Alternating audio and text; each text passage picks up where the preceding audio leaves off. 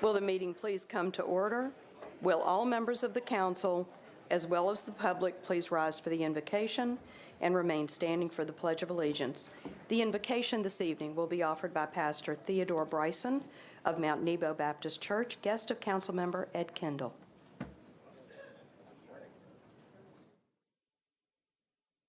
Good evening. Shall we all bow our heads for prayer?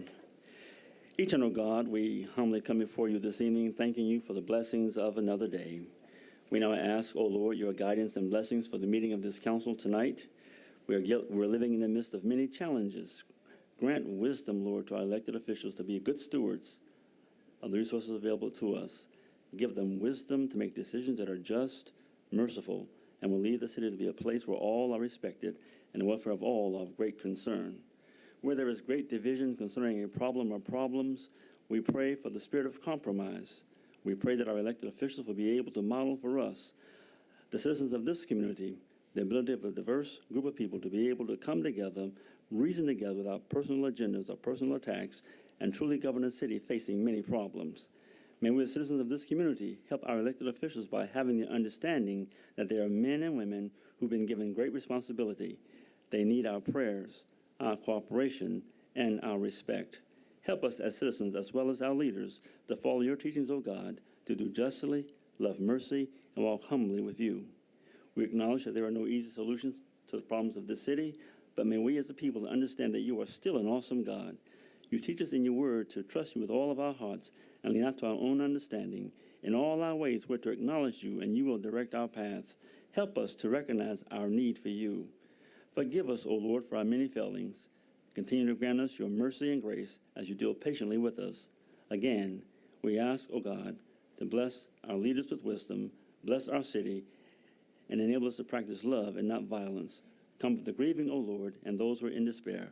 Grant us all strength for life's journey. O Lord, we ask this in your holy and righteous name. Amen. I pledge allegiance to the flag of the United States of America and to the republic for which it stands, one nation, under God, indivisible, with liberty and justice for all. You may be seated. Without objection, we'll suspend the calling of the roll and ask the clerk to record the names of those members present throughout the meeting. Is there a motion for the adoption of the minutes of the meeting of July 3rd, 2018? Without objection, the minutes of the meeting will stand approved as written. Madam Clerk, are there any messages from the mayor? No, Madam President, there are no messages from the mayor. Thank you. We have a presentation tonight. Councilmember Schulman.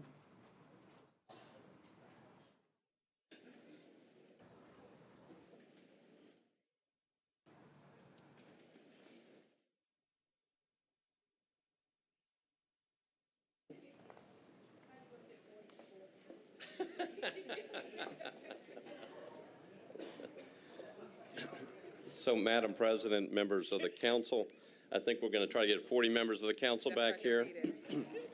This is a resolution recognizing Gene Nolan for his 45 years of outstanding service to the metropolitan government of Nashville and Davidson County. Is Mr. Nolan here? Where'd he go? Here he is. So Mr. Nolan is here with the rest of his family. If his family would come up here as well, come on up and join us. And now it's going to get really crowded, and I think we're going to call the fire marshal. So, everybody good? So I'm going to read one part out of order, but I'll start with the rest of it, and then we'll just follow along. So, whereas Eugene F. Gene Nolan is retiring in June 2018, he is already retired, after serving the metropolitan government in various roles under 8 mayors for the past 45 years. And this is where I'm going to read it out of order. Whereas Mr. Nolan has had the honor to serve every mayor since Metro was formed. Wow. Mayor Beverly Briley, Mayor Richard Fulton, Mayor Bill Boner, Mayor Phil Bredesen, Mayor Bill Purcell, Mayor Carl Dean, Mayor Megan Berry, and Mayor David Briley. And you want to take a shot? Whereas a native of Nashville, Gene Nolan began his service with the Metropolitan Government Finance Department in 1972 upon his graduation from the University of Tennessee at Knoxville with a BA in Business Administration, and shortly thereafter, he went on to receive his master's in Public Administration from the University of Tennessee. And Did we read this? Whereas at the age of 23, Mr. Nolan was hired as a budget analyst on October the 1st, 1972, and has spent his entire professional career serving the Metro Finance Department. Thank you.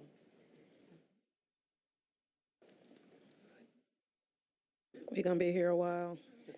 Where we left off at? Right there. Written right there. Whereas over the years, Mr. Nolan's promotions included senior budget analyst in 1974, principal budget analyst in 1976, assistant budget officer in 1977. I was 1 year old. Budget officer in 1985, assistant director of finance in 1989, associate finance director in 1995, and now currently the deputy director. And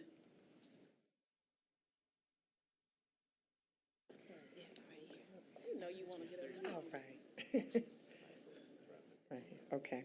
Whereas on 4 separate occasions, Mr. Nolan served as acting interim director of finance for 3 different mayors, for Mayor Bill Boner for 9 months from 1988 to 1989, for Mayor Phil Bredesen for 22 months, 1993 to 1995, Mayor Bredesen again in 1997, and for Mayor Carl Dean for 2 months in 2007, and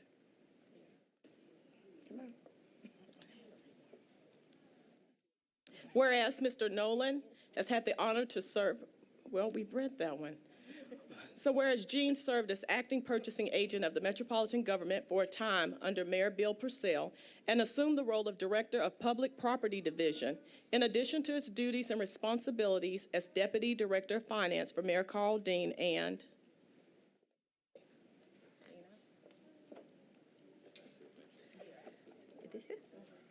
Whereas Mr. Nolan has worked with 9 finance directors during his tenure: Joe Torrance, Kenneth Scollin, Robert Horton, Charlie Caldwell, Charles Cook, Joe Huddleston, David Manning, Richard Riebling, Talia Lomack O'Neill, and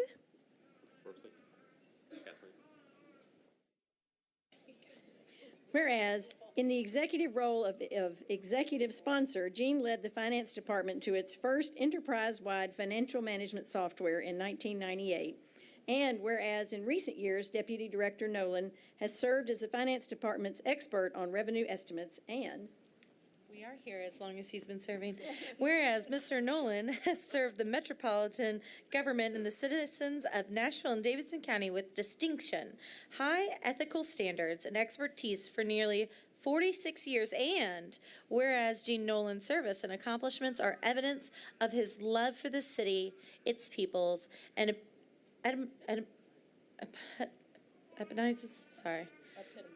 epitomizes, needing reading glasses, role of a public servant for all employees to model. Now. All right. These are the glasses you needed. Now, therefore, be it resolved by the Council of the Metropolitan Government of Nashville and Davidson County, the Metropolitan Council hereby goes on record as recognizing Eugene F. Gene Nolan on the occasion of his retirement and thanking him for his many faithful years of service to the Metropolitan Government. Ladies and gentlemen, Gene Nolan has done, obviously, he's been here for many, many years and has done a tremendous job for this city, and we owe him a great amount of respect. Thank you.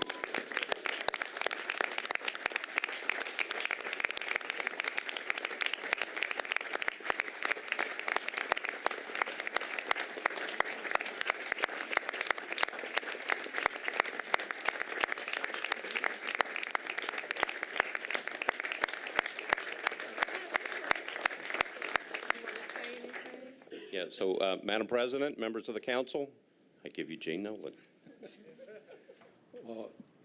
Thank you very much. My prepared remarks were to thank you and tell you how much I appreciated this. You don't know, after hearing all this, how much I really do appreciate it, because I'll be able to take this home and put it in a scrapbook and remember all these little touch points that you mentioned that I didn't even remember until you brought them up again. So I can go back and look at that. But it's been a real pleasure for me to work for Metropolitan Government. I've approached it with a high desire to responsibility for performing a good job, providing the government information and services that it needed. I tremendously respect this government, this body, the whole operation. My foundation is right here, my family, but all the employees of Metropolitan Government that I've had the pleasure to work with and that have contributed so much, the various council members, mayors, finance directors. I've had the opportunity to be mentored by quite a few financial experts as I have gone through my career, and it's been wonderful. Quick summary, just I don't want to take a lot of time, but I'm a native-born Nashvillean, and I've been around Metro. I mean, 46 years, yes, working for it. But I started high school with the formation of Metro government. Halfway through high school, I was part of a group that formed or helped form a youth action council for young students to become involved. When I went to college, I ended up in business administration and public administration. And when I went to get my master's, I ran into some finance people that worked for Metro and was interested. I came and interviewed, started my job, and that's been essentially my career, and it's all been finance. And I've enjoyed it. I've tried to do the job with integrity and honesty and forthrightness. I've made my share of mistakes, but it's been a wonderful ride. And when I retired on June 15th, most of this crew went with us to a 5,000-mile trip across the country, and so I really felt retired. And, and so I appreciate it. I'm glad to come back and receive this, and I appreciate you recognizing and acknowledging. And like I said, this is going to be a great reminder of my career. So thank you very much.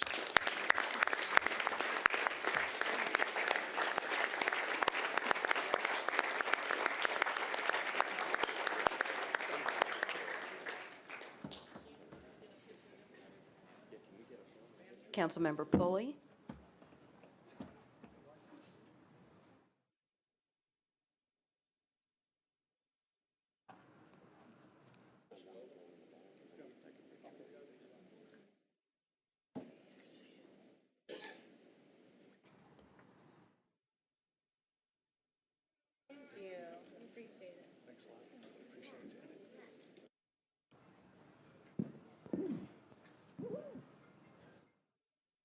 Thank you, Madam Vice Mayor. I just would like to take this point of personal privilege to recognize a couple of Boy Scouts who are here from my old troop, Troop 17, which meets actually at Blakemore United Methodist Church in Council Lady Murphy's district, I believe. Jacob Reese and Everett Perry, along with their Scoutmaster, Andrew Reese. Would you please stand? They are here to work on 2 Eagle-required merit badges, communications, and citizenship in the community, as these 2 Life Scouts work toward their rank of Eagles. Welcome them here with us tonight.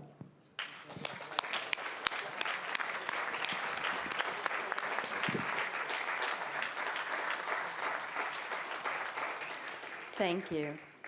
At this point, I would like to invite anyone who is running for office, given that this is the last council meeting before the election, if you would like to come up and state your name at the lectern and what office you're running for. Only state your name and the office you're running for.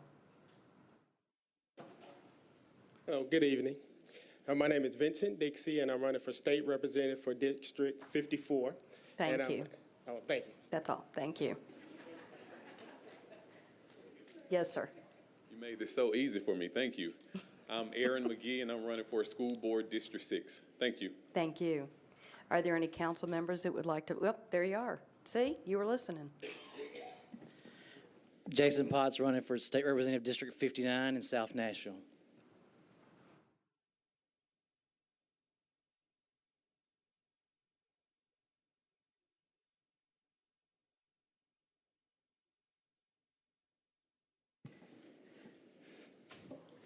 Councilman Scott Davis from the Fighting 5th District, running for House Seat 54, and appreciate your vote. Thank you. Thank you. We're now going to move to elections and confirmations. Going to call on Council Lady Karen Johnson for committee reports. Thank you, President Weiner.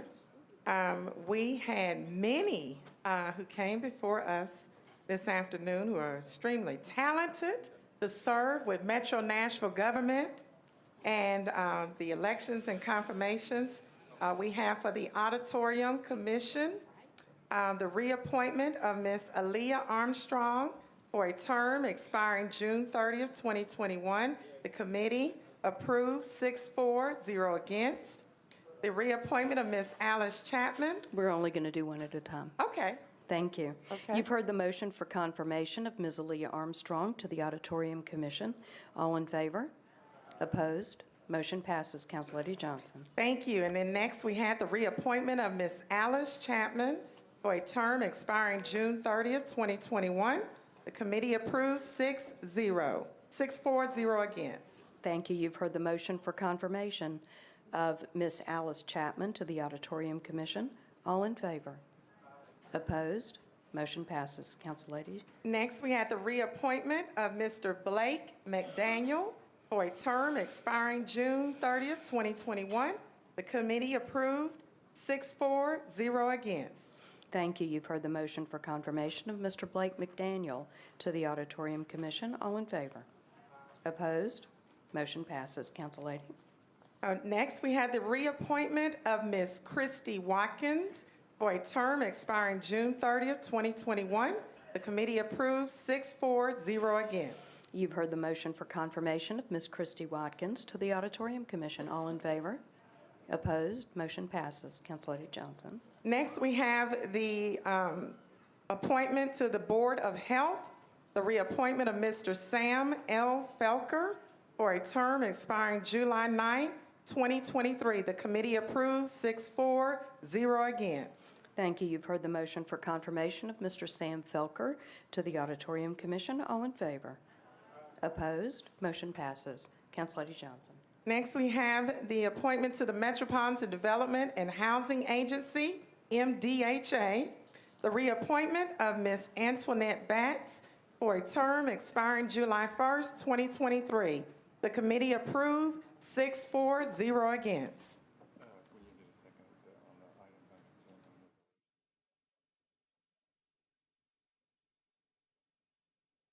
Okay.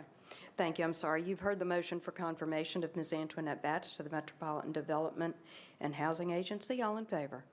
Opposed? Motion passes. If you would, please stand as I call your name. Ms. Aaliyah Armstrong for the Auditorium Commission, as well as Ms. Alice Chapman, Mr. Blake McDaniel, and Ms. Christy Watkins, Mr. Sam Felker for the Board of Health, and Ms. Antoinette Batts for the Metro Development and Housing Agency. On behalf of the entire Metro Council, we thank you for your willingness to serve and to volunteer your time and your expertise. Thank you.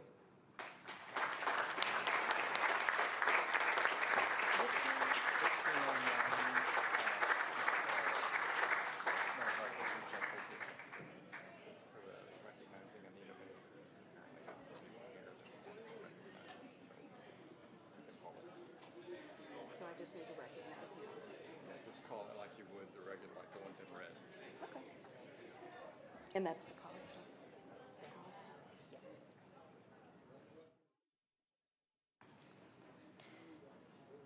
Okay, we are now going to move to something new.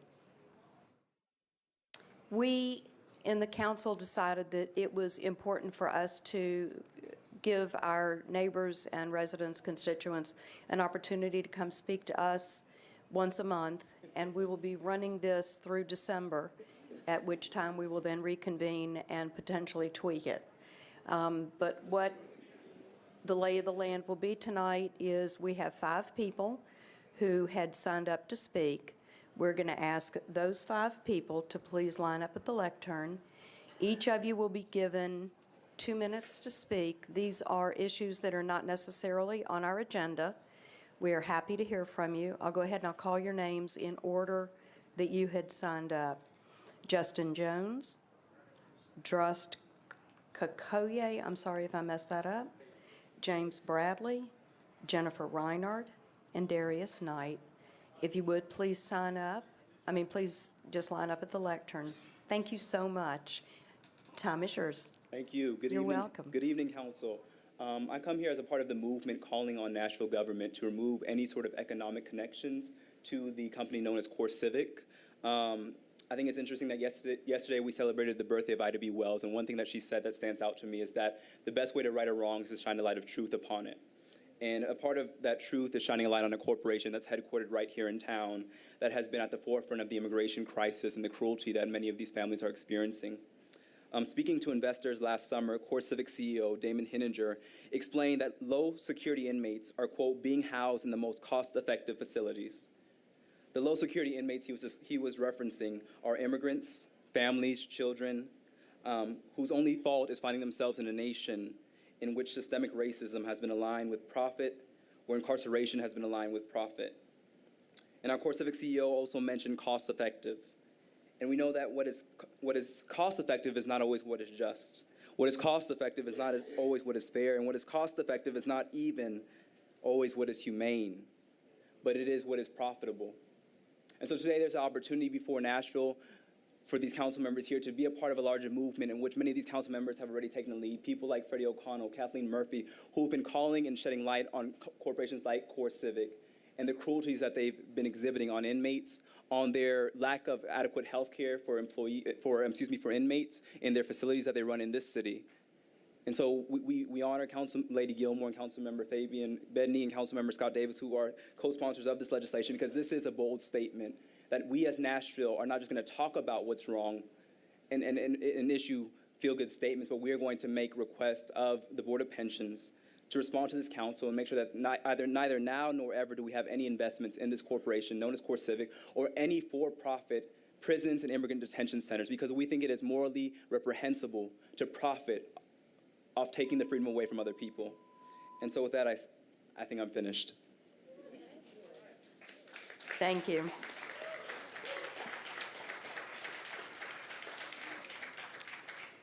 Hello, Metro Government. My name is Drust Kokoy, and I'm a board member with the American Muslim Advisory Council. And today I am here to ask you, just like Justin is, to vote yes on Resolution 1309.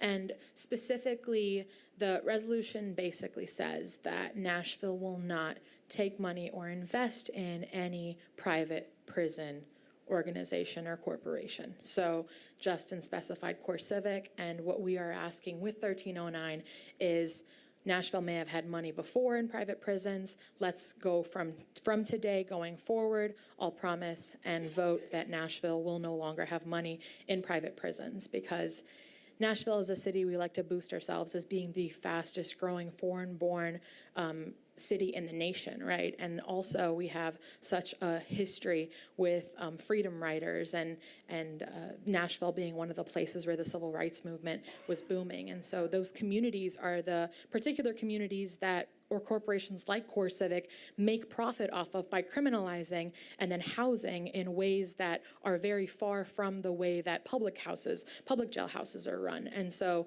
this specific resolution 1309 is saying in general for any sort of private prison that Nashville will not invest in or take money from these private prison corporations. And so connecting those names when they change, Corrections Corporation of America is now Core Civic, and tomorrow will be something different because they want to get away from the roots that it is making money off of criminalizing people within our community and then turning that criminalization into profit that does not bring any good into our community. Selling it as a way to have jobs, selling it as a way for taxes, that's not the benefit that we're looking for as we are growing Nashville. Thank you so much for your time. Thank you. Good evening, members of the council, and thank you for allowing me this opportunity to address you this evening. I'm James Bradley, the Executive Vice President of SEIU Local 205. My organization represents the men and women who work for so many of our public agencies, including the general government, Hospital Authority, Metro Action Commission, and we represent and support employees in the Metro Nashville Public Schools.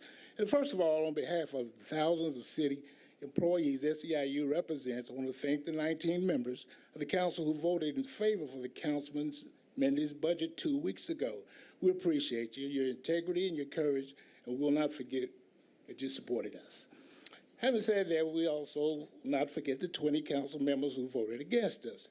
Now, 2 weeks ago, when you voted on the budget, we heard your speeches about how there wasn't enough public input on correcting the property tax rate. Now, every member of this council, we know that correcting the tax rate has never been a public input, but if we have to have more public input on something that you all know is necessary for the city to do, let's start with a couple of questions to get the ball rolling, okay? All right, first, how do we explain to the city employees who already took cuts to their pay and raises for 4 years that they have to do it again while there's a boom?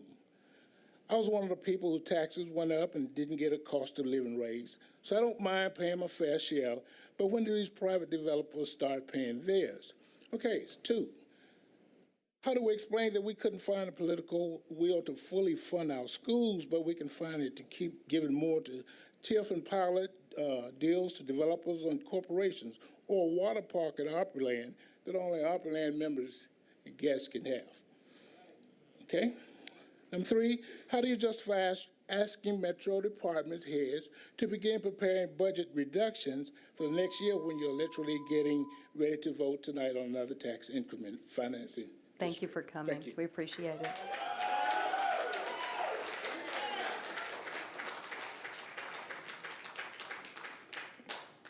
Good evening. My name is Jennifer Reinard. I'm here on behalf of the vendors at the fairgrounds. Sorry. I represent the vendors because a lot of them are elderly and can't come to these meetings themselves, so I'm their voice. So I would ask that you take to heart that I'm not speaking for myself, but for them. The proposal that y'all have in front of y'all for the development for the fairgrounds, there's lots of problems with it, and I'm sure you've all realized that by now. If not, hopefully you will. I do think that we need to move forward and have renovations and make it useful property, but it is useful. The fairgrounds is useful for the raceway, for the flea market, for other events, the Christmas Village, the Repticon events. But, you know, you have to think about if you tear that down and move us to a small area, that's going to crush all of those events. Maybe not the fair, maybe not the Speedway, but it will crush the others. It'll crush the fair, the state fair. It'll crush the flea market in a way that you don't understand. It will crush people's incomes. They all have, you know, this is their secondary income. Some of them is their only income. So please take into consideration that before you make your vote to put a stadium up there where we have no parking. We're multiple use development or housing. Housing will crush this. I'm going to tell you right now, if I was to buy an apartment up there and I had the flea market every month and I had the raceway and I had the Christmas Village, I would not be a happy person to get in and out of that situation, nor would I be happy for them to park in my parking area. So you need to take that into consideration. Thank you for your valuable time tonight. Thank you for being here.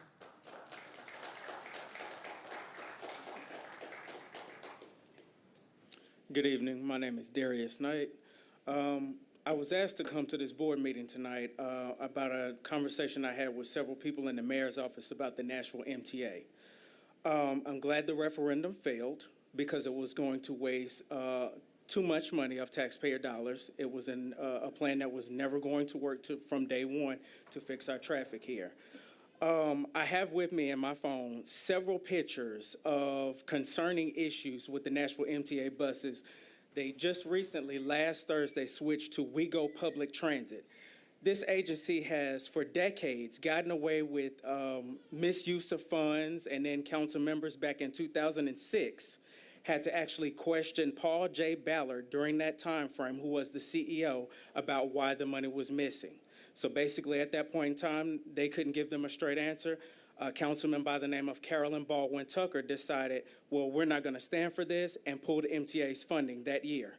I think at this point, you all need to really, really seriously take a look at this agency and the way that it is ran. I understand that MTA is basically its board members. That is not going to work moving forward. If we're going to be concerned about transit in this city and concerned about our traffic, we need to redo every single thing. Just like they rebranded themselves, We Go Public Transit, you all need to take the efforts and the standards to listen to your constituents. I've actually been contacting the mayor's office since 2014.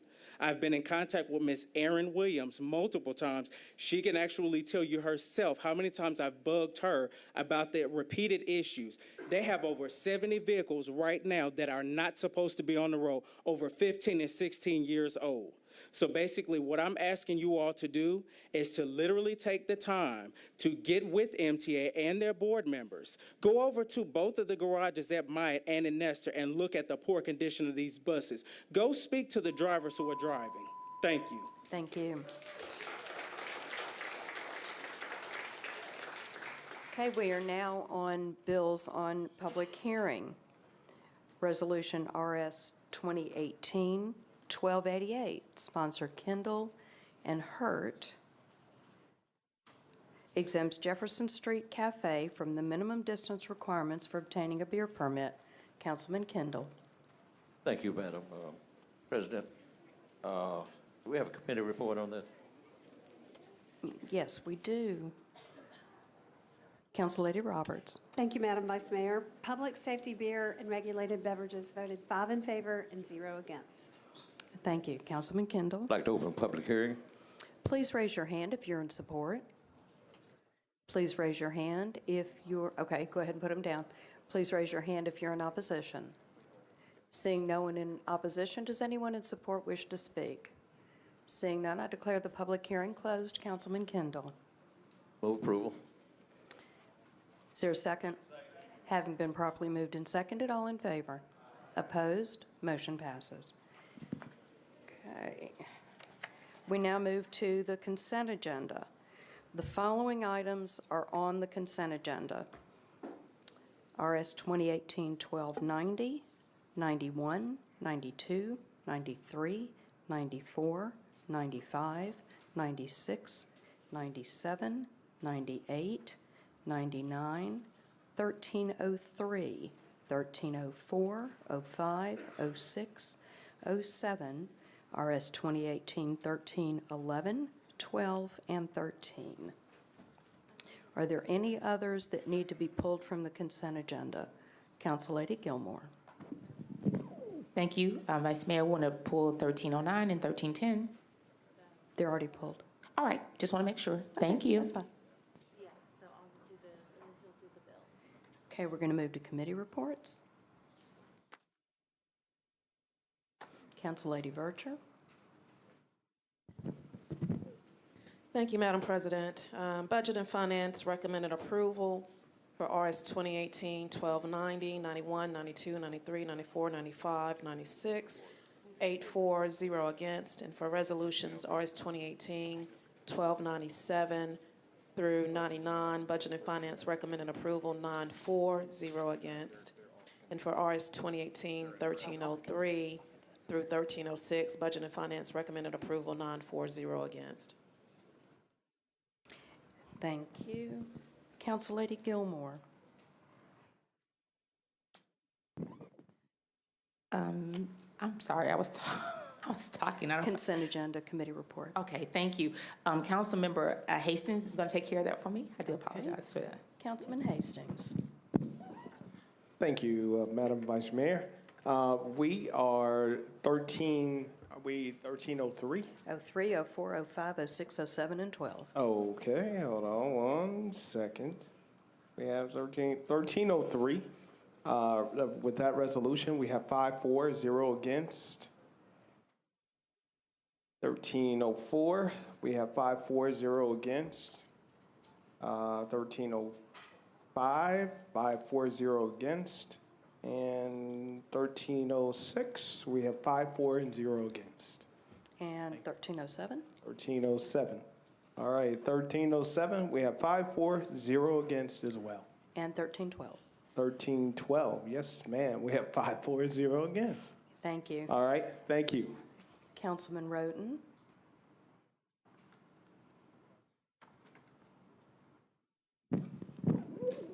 Thank you, Madam President.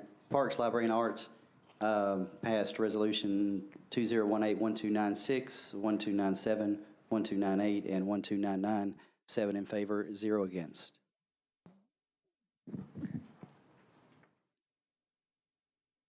Okay, Council Lady Roberts. Thank you, Madam President. Public Safety Beer and Regulated Beverages voted 5 in favor, 0 against for Resolution 1293, 1294, and 1295.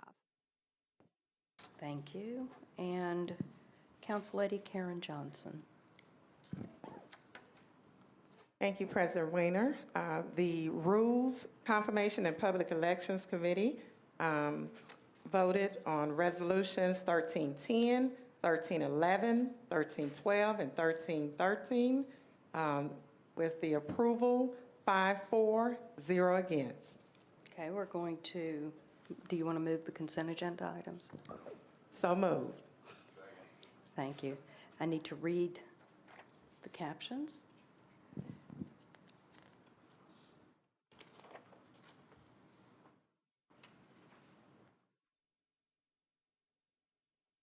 RS 2018-1290, sponsor Vercher, approves an agreement between Metro and Seva Freight, LLC, for operation of a foreign trade zone site and for approval of amendments and future foreign trade zone agreements by resolution. RS 2018-1291, sponsor Vercher authorizes the Department of Law to compromise and settle the personal injury claim of LaShonda Clayton against Metro government in the amount of $30,000. RS 2018-1292, sponsor Vercher, approves an amendment to a contract between the Tennessee Department of Mental Health and Substance Abuse Services and Metro to extend the term of the contract for defendants charged with misdemeanor crimes. RS 2018-1293, sponsors Vercher and Roberts, approves a contract between the Tennessee Department of Mental Health and Substance Abuse Services and the Nashville Fire Department to pay for emergency transportation services.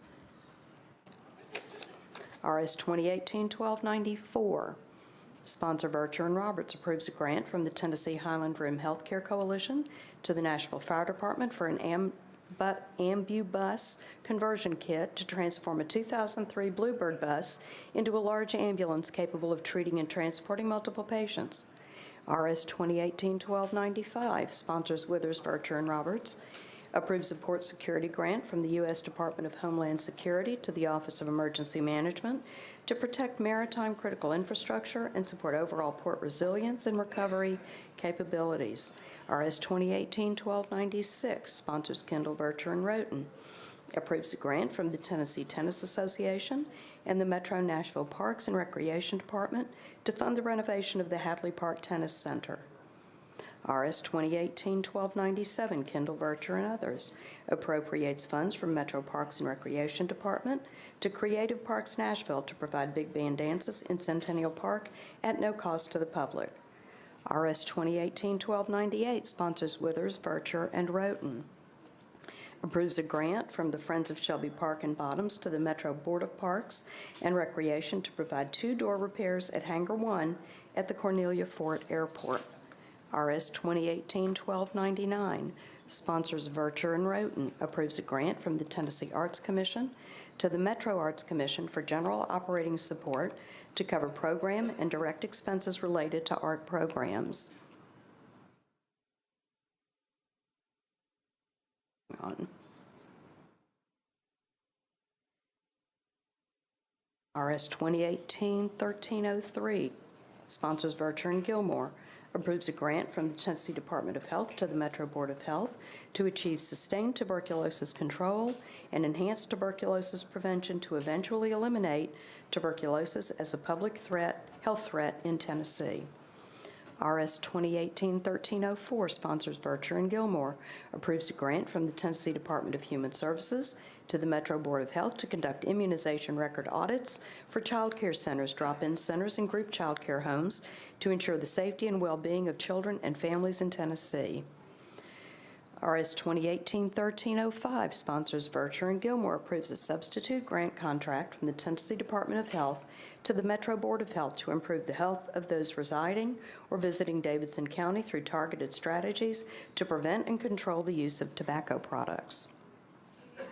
RS 2018-1306, sponsors Vercher and Gilmore, approves an amendment to a grant from the United States Environmental Protection Agency to the Metro Board of Health for the ongoing collection of data on ambient air concentrations. RS 2018-1307, sponsors Gilmore, approves an amendment to a contract for services between the Metro Board of Health and United Neighborhood Health Services, Inc. to provide homeless individuals with medical services at 2 or more clinics downtown.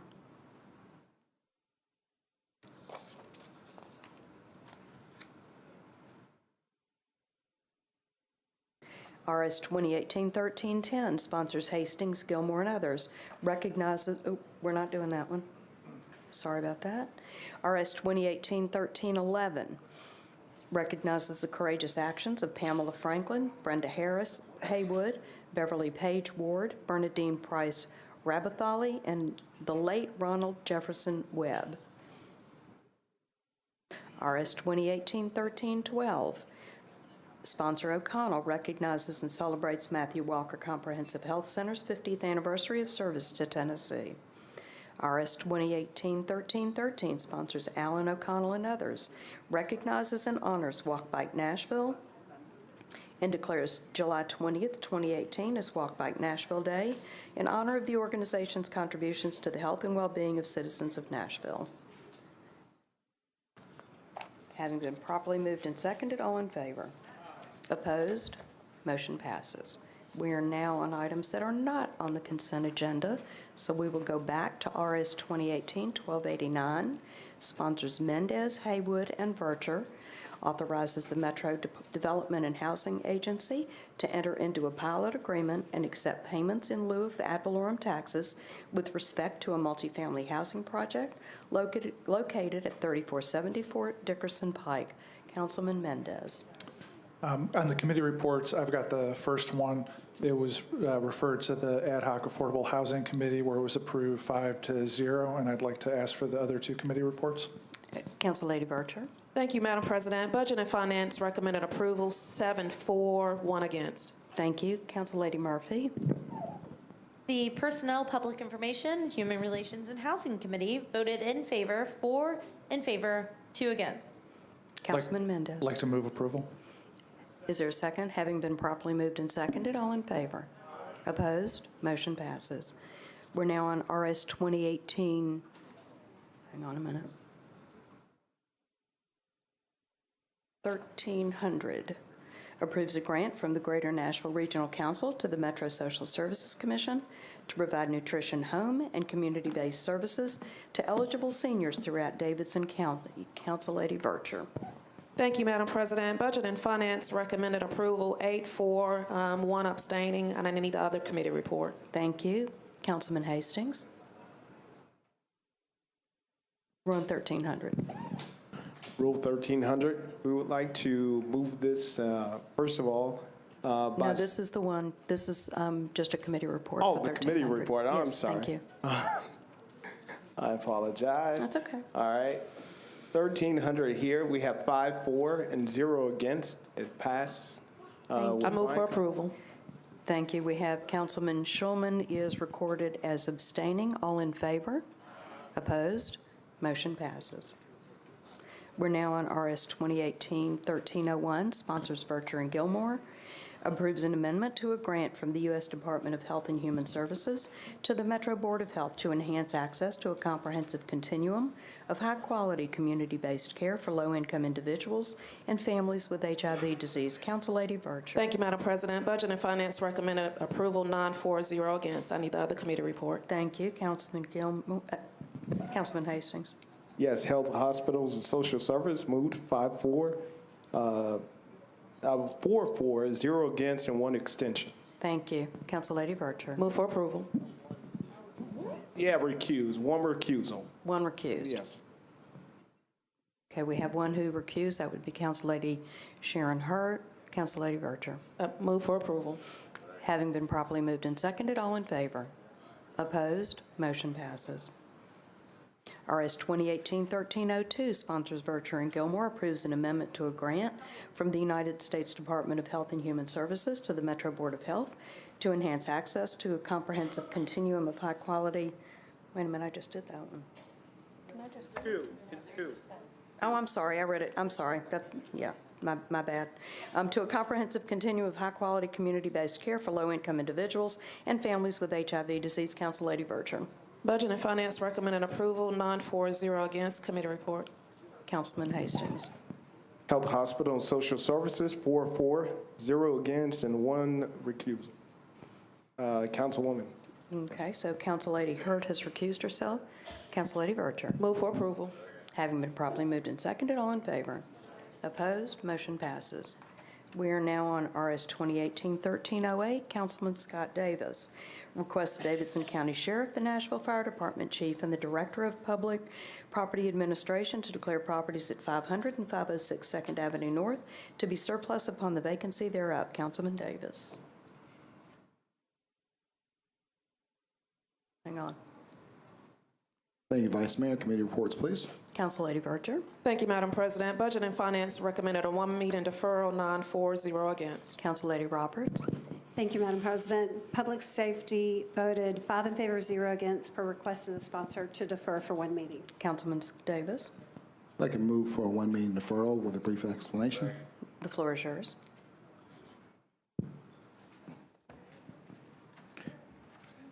After our budget hearings, we all made a commitment, and we're all sticking to it, to find the money for the raises and other services. When we surplus property, we look at it and we talk to the department heads that it affects, like the fire department and the sheriff's department, before we surplus it, and we look at other things. And the potential here, and hopefully in the near future, would be to raise at least $35 million, but also initially when it's out of the public's hands, we would get about $800,000 a year in taxes, but then fully developed, we could get up to $20 million in recurring taxes every year, hopefully. And so I look forward to continuing the conversation, and thank you all.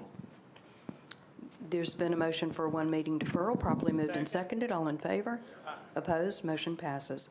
We're on RS 1309. Council Lady Gilmore requests the Investment Committee of the Metro Employee Benefit Board to divest funds invested with entities engaged in the operation of private prisons. Council Lady Gilmore. Thank you, Vice Mayor Weiner. I want to also thank my co-sponsors. We need to get committee reports. Yep, I can do that too. Give me some committee reports. Then I move for approval. Council Lady Murphy. The Personnel, Public Information, Human Relations, and Housing Committee voted to approve, 4 in favor and 1 not voting. Council Lady Gilmore. Thank you. Now I'd like to move for approval with a brief explanation. The floor is now yours. Thank you so much. I jumped the gun and trying to thank everybody. So I do want to thank Council Lady Hurd and Council Member Bedney, who were co-sponsors with me, as well as Council Member Allen and O'Connell. And I also want to thank Council Member Murphy as well, who really helped us in the committee. We're sponsoring this legislation because we think it's very important that we take a stand. And just to say that private prisons tout the idea that governments can save money through privatization. The evidence is mixed-based. In fact, private prisons may in some instances cost more than governmental ones. These private prisons have also been linked to numerous cases of violence and atrocious conditions. Simply put, private prisons violate human rights. Our moral compass should guide us on the issue by taking a bold action to divest in private prisons. We are promoting proper stewardship of our city pension funds and values, ideals, and principles that are the bedrock of this city. I call on Nashville Metro government to stop handling the control of prisons for profit companies now, as well as in the future. And with that, I renew my motion. Thank you so much. Having been properly moved and seconded, we have Council Lady Bircher. Thank you, Madam President. I was just going through my communications, and I know it was late, and many council members may not have had read the actual information that we've received from finance as it relates to doing the research on this resolution. As a body, do we need to make a statement? Absolutely, as it relates to criminalization, immigration, and so forth. But I don't know, and I'm just reading this, is that how I understand the communication is that a Metro pension plan have not invested in CCA in the company since 2016. So if that's the case, what are we actually stating if we're not doing that practice? And I'm going to yield to Attorney Jameson, because you forwarded the communication, if you can provide additional insight as it relates to that. And not saying, again, that we shouldn't take a stand, but if we're currently not, if that currently isn't our practice, then what is it that we're actually saying? First, my apologies to the members of the council. Mr. Harmon forwarded that to me, I think, shortly after 3 p.m. this afternoon. I simply was not at my desk at various meetings and committee meetings until I saw it and forwarded it. So I apologize for the late notice. That is entirely my fault. It does indicate that in 2016, investments were slightly over $920,000 as of June. But by December of that year, there did not appear to be a pension investment sum of any amount. They're still finalizing the 2018 reports, but so far there's no indication. Having said that, Council Lady Gilmore's resolution is not restricted to core civic. It simply requests the investment committee divest with any entities engaged in the operation of private prisons. Are we currently practicing, is there anyone other than the mentioned entity? Not to my knowledge. Okay, so we're basically saying moving forward, because currently as a city, this isn't what we're currently doing anyway. That's probably a good reading, but I would defer to the sponsor. I just want to make sure that, because, we had people come speak at the public hearing, and considering where we are and everything is just so volatile in the city, just want to make sure that we're clear in communicating as a body what our statement is as it relates to something that's just so sensitive as it relates to this resolution.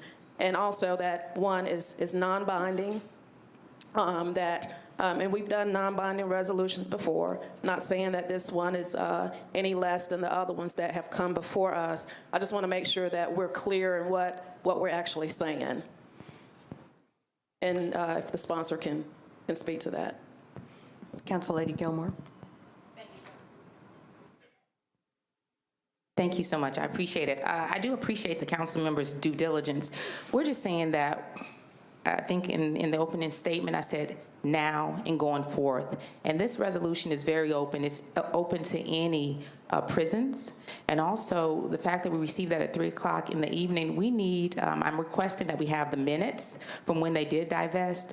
But I do think to go on record, it's never wrong to go on record. It is a memorializing resolution. We just want to be clear that we're not doing it now and we're not doing it going forward, whether it is Core Civic or the GEO group. There's several different prisons, and we just don't want to be involved with it. And so I think it's a good faith effort, just saying to our citizens, we support you and we do not support private prisons, and we believe in transparency and accountability. So I do appreciate that question. Thank you so much. Thank you. Councilman Pulley. Thank you, Madam Vice Mayor. I appreciate my fine colleague, Council Lady Gilmore, and I want to get to a place where I can support her in her efforts here. I have some concerns, and unfortunately, it takes me a little more than a weekend to really understand and wrap my arms around the things that are concerning to me. So I got a feeling I'm I know what the answer is going to be, but I would wonder if she might kick this down the road a little bit so we can take a look, because a couple of things that are on my mind. Number one, we have divested in any money that we have in stock and private pension funds. The last round was with CCA, and now that's all gone. The Sheriff's Department's also currently involved in a study. I spoke with the sheriff today, evaluating the current contract and looking at ways to improve the contract moving forward, which may include divesting altogether. But I really want to take a deeper dive to see. I've heard a lot of allegations, but I'm really more concerned about evidence of what really is factually accurate rather than what allegations are hurled. So I would just ask for some more time to take a dive into this before I sign on to this resolution. Council Lady Hurt. Thank you, Madam Vice Mayor. I stand because I'd rather see us invest money in education as opposed to prisons. It's cheaper to educate our youth and support them as opposed to supporting private prisons. And that's the reason why I co-sponsored this with Councilwoman Gilmore. And I think this is a no-brainer. And I'd rather see us invest in our employees than to invest in prisons. And I know all of this may not be the same pot of money, and it's not for operations, it's not for, I don't even want to spend time talking about investing in a private prison as opposed to investing in our human resources of people that work for this government. We just applauded and commended someone that has given 45 years of their life to this city. And for us to be concerned about a prison as opposed to supporting the good people of Nashville and those who are our youth, I think is just unconscionable. Thank you. Councilman Rosenberg.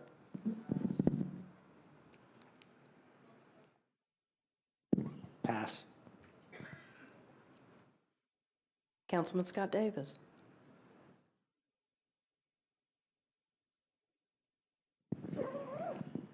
I echo what my colleagues, and I commend Councilor Gilmore and Councilman Bedney on their support. Let's get this passed, because none of us want to invest money in private prisons, trash companies, or quarry companies, or companies like that.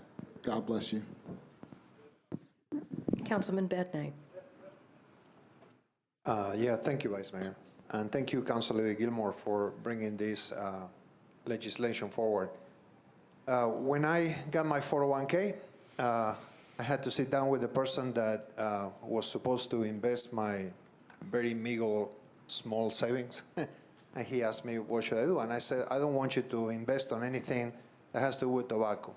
And there were some things that were important to me. And I told him the things I wanted to invest and the things I wanted to invest. That's just like a moral thing. I mean, that's what we do with our money. And that's what we're doing right here. I mean, I wouldn't ask us as a city to do something different than what I do personally with my own money. To Councilmember Spooley's concern, if this is really not happening, that there is nothing wrong by being on the record saying that we don't want to do it. I mean, we're not hurting anything. We're just making sure that in the future, there won't be any temptation to do something like that. We are supporting our mayor's office by telling them this is something that is important to us. And I think it is important to us. I think the people, we opened the floor for people to come and talk to us because people were upset. If you remember Black Lives Matter, they came here because they were upset about certain things. And I think by us doing this, we are telling them we hear you. We don't want us to invest our money on something that we find morally wrong. And we want to find better ways to deal with our youth. We want to invest in education. We don't want people to go to jail if they don't have to. We want to support our public defender. Make sure that people don't have to make a deal and go to jail because they don't have the money to get a good defender to protect them from that. They don't have to make a deal. We don't want people to go to jail if they don't have to. We don't want families to be concerned that their family members are getting sick in jail. So anyway, that's a different story. We're talking about our pension fund and what we think that is a moral way to invest our money. And I'm just asking you to support this legislation and just say we don't want to invest our money on something that we find against our core values. Thank you. Thank you. Councilor Vercher. Thank you, Madam President. And I don't want to belabor it because it is a resolution. But again, we've done this before where we've sent over a recommendation to an independent body, and we didn't totally complete the process through.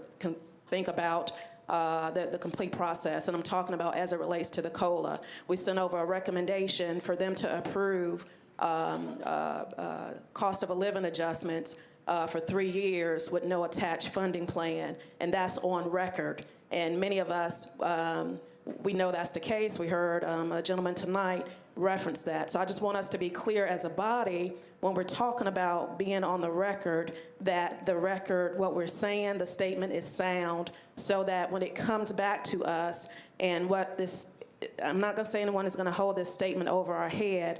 I just want us to make sure that this is the statement that we want to be saying.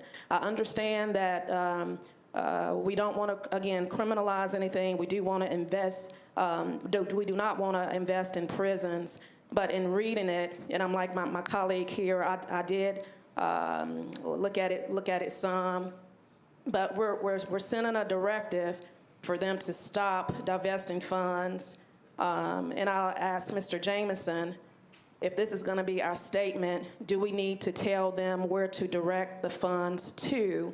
Because this statement leaves it open. I don't know if the body is okay with that, with us saying to divest from this and leave it open for them to not invest those funds somewhere else. And I know they're an independent entity, and we really have no control as to how that goes. But since we're making the statement, I just wanted the statement to be a comprehensive statement. If we're going to say divest from prisons, as Council Lady Hurt alluded to, should we say divest from and invest in? And that's just my question. That was to you. And I was talking to the council lady and missed most of the question. I apologize.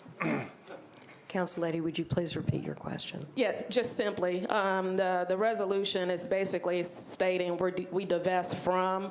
I'm asking, do we need to say what we're divesting from and investing to?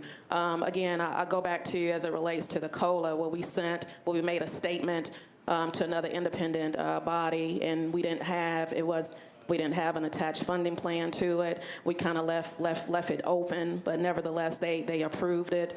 So I know this is non-binding, but it is a statement from this body, and we do know that these independent entities do take our statements with heavy merit. They do mean something, although they're non-binding. They do mean something when we do these resolutions. So do we need to say we're divesting from? Council Lady Hurt made a great point as it relates to education, and I don't want to belabor it, but I'm just asking. The council would have the authority to offer an amendment on the floor tonight with a suspension of the rules. Alternatively, the sponsor could defer it, bring it back with an amendment or revised to capture that sentiment if that's the preference of the council. Council Lady Gilmore. Okay, so I would like to offer up a suspension of the rules with a brief explanation. The purpose of the suspension of the rules? Because council members are sharing concerns about the specificity of the memorializing resolution. And just for our viewing audience, we just want them to know that this is a memorializing resolution, and memorializing resolutions are just going on record, just to say where you stand. But that's So to suspend the rules, that would be to make a change? Yes, to make an amendment. But I was just explaining to the viewing audiences. Yes, this is for amendment. Okay, that was my question. Okay, is there an objection to a suspension of the rules? Seeing none, the floor is yours. Okay, thank you so much. I appreciate that. So the amendment would just simply say that we are in the future we request that we not invest in any type of private prison.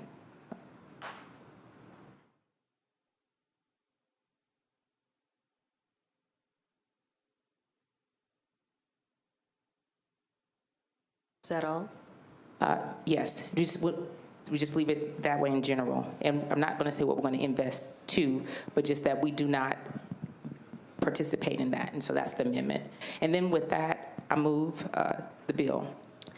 Okay, so what we're going to do, first of all, we've got several people in the queue. So of you that are in the queue, do you want to speak on the amendment? Okay. So let me entertain those. Council Lady Dowell. Thank you. I would like to support this bill, but I think it's a little more detailed than just simply saying that you don't want to invest in the private prisons, because I wonder what is the position for, well, first of all, two things. One, I'm sorry we just got this information, but what it states on here is that we really don't know for 2018 fiscal year whether or not we are invested in any private prisons. And it said that right now we believe we're not, but we don't know. So the question that comes to mind is, if we are, do we sell out of those stocks, take a loss, and move on? So that's a big question of mine, because being that we're in a budget, strain right now, we would not want to liquidate that investment and have a loss. So that's a concern of mine. The second thing is, I know that we have a lot of private companies who have contracts with private prisons to provide health care, to provide food, to provide clothing, and so forth. So are we going to also divest our interest in those companies as well, since they are a sole source contractor to a lot of these private prisons?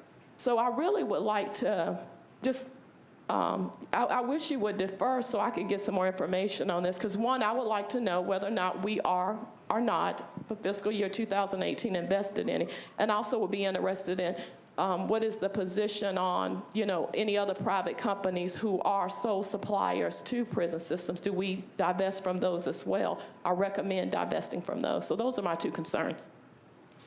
Thank you. Council Lady Mina Johnson. Thank you, Madam Vice President. I do have a technical question, because at the late afternoon, we received the email. Currently, Metro Pension Fund is not investing COA or Core Civic since November of 16. However, the resolution says we are investing over $900,000 to Core Civic. So to clarify, do we need to, even though we are currently not investing, we as a Metro Council would like to ask our benefit board not to invest? So I would like to offer that amendment, because we need to be accurate. And so that's a technical question. And as far as resolution, I do support 100%, because we as a Metro, it's important to make moral commitment.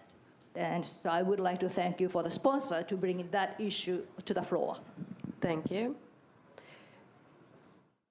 Mr. Jameson, would you answer her technical question, please? I believe, if I understand the council lady's preference, that what she's seeking is similar to what the sponsor is seeking, is that the amendment would essentially state in Section 1 that the Metropolitan Council hereby goes on record as respectfully requesting that the Investment Committee of the Metropolitan Employee Benefit Board refrain from investing metropolitan government funds from those entities engaged in the operation of private prisons.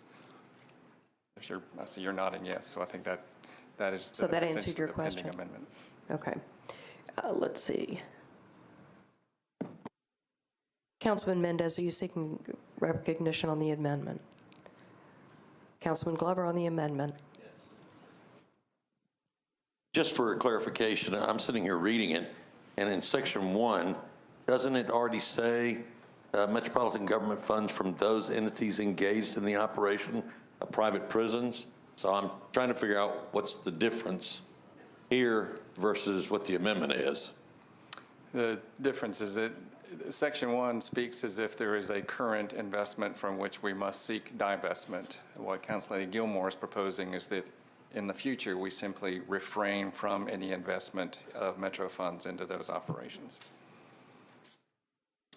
Okay. For me, it's going to be a challenge for me to support, because I think that if you sit down and you start limiting, and we start telling them where they can buy and they can't buy, there may be a situation in the future, and I realize it's non-binding, but I just don't really understand what the purpose is. Thank you. Thank you. Councilman Pardue, did you want to speak on the amendment? You know, we're a political body, and I don't think we're here to tell those people over there what we can invest in and divest from. I thought they was an entity of their own. You know, I'm not a fan of the Dolphins, Florida State, Florida, and I asked them not to invest in orange juice. Yeah, that's where we're going. The next thing it's going to be is, you know, I'm against gun violence, so let's don't invest in Remington, or let's don't let the police department buy their guns from a certain company. I just don't think I can support this. Thank you. Thank you. Councilman Bedney, are you wishing recognition on the amendment? I'll take that as a yes. Yeah, I like his idea about not investing in gun companies. Is that we can make a motion to add it. That was it. Councilman Cooper, are you seeking recognition on the amendment? Thank you, Vice Mayor. Real quick question for finance, if you didn't mind to add to this excellent discussion that the council lady has had us have with this resolution. Do we as a government have a contract with Core Civic? Yes, Councilman. We do, and for how much, approximately, what's the value of that contract? I don't have that figure, Councilman, I'm sorry. And did that contract have to be approved by this body? The previous contract did not. There was if I recall, but there was a change. The council passed an ordinance a couple years ago that requires any future contract for private operation of jails to be approved by the council. So that was approved before, that there has to be approval to do Going business, forward. but we are currently doing business with them through an RFP process? Correct. Which the council did not vote on. Right, that was done through purchasing, but going forward, the council would vote on similar contracts. Thank you, because I was just trying to clarify this slight awkwardness of us having a vote not to invest in a company that we are in fact doing business with. Thank you, Councilman. Councilman Kendall, are you seeking recognition on the amendment? Okay. Yeah, I think we're arguing apples and oranges here. Some people, we're talking about investing in, and I appreciate the comments about investing in education and all. This is a pension plan we're talking about.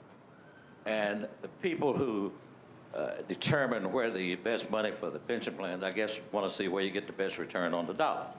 Now, I support this because it is also a moral and social issue we're talking about here. I remember back when I was on the Board of Education years ago, our pension fund was invested in South Africa when they had the apartheid. And we voted to ask our pension people to divest those funds that were being used to invest in that country. So I look at this sort of, I have a lot of reasons, and as a lawyer, especially a criminal lawyer, a lot of reasons why I have a problem with these private prisons. Because, you know, I'm opposed to judges and people in law enforcement investing in money into private prisons, and that should be obvious as to why. But we have no control of that.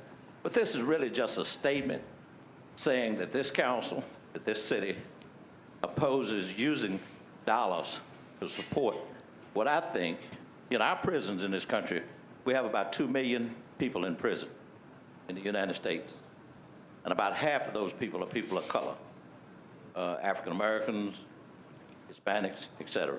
So, you know, I think we need to make and all this is making a statement.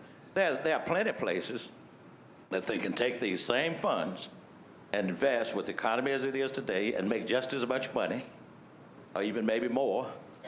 But all we're saying is we want to make a statement that we don't want our dollars in this city, our taxpayers' dollars or whatever, going to something that most people in this city disagree with.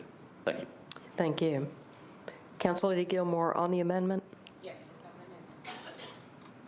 Thank you very much, and I would like to thank all the people that spoke for it. I would just remind the council that this is a memorializing resolution, and we're just going on record once again requesting that in the future, that we do not invest. And also, I want to thank Councilmember O'Connell for his work. This is a part of a bigger work that has already been in the works. And I think Councilmember Cooper asked a good question when he said, do we do business? And so that was an issue within itself. We're doing business with Core Civic, plus we were investing with them. Councilmember O'Connell had brought forth legislation to say by 2020 we will stop doing business with them. And this is just saying, as we move forward, that we will not invest our employees' funds in this. And so, once again, I renew my motion and ask that the council members vote with me in this, and just saying that we will not, as a city, do future investments in private prisons. Thank you so much. Okay, so we're going to vote on the amendment. There's no one else in the queue. All in favor? Aye.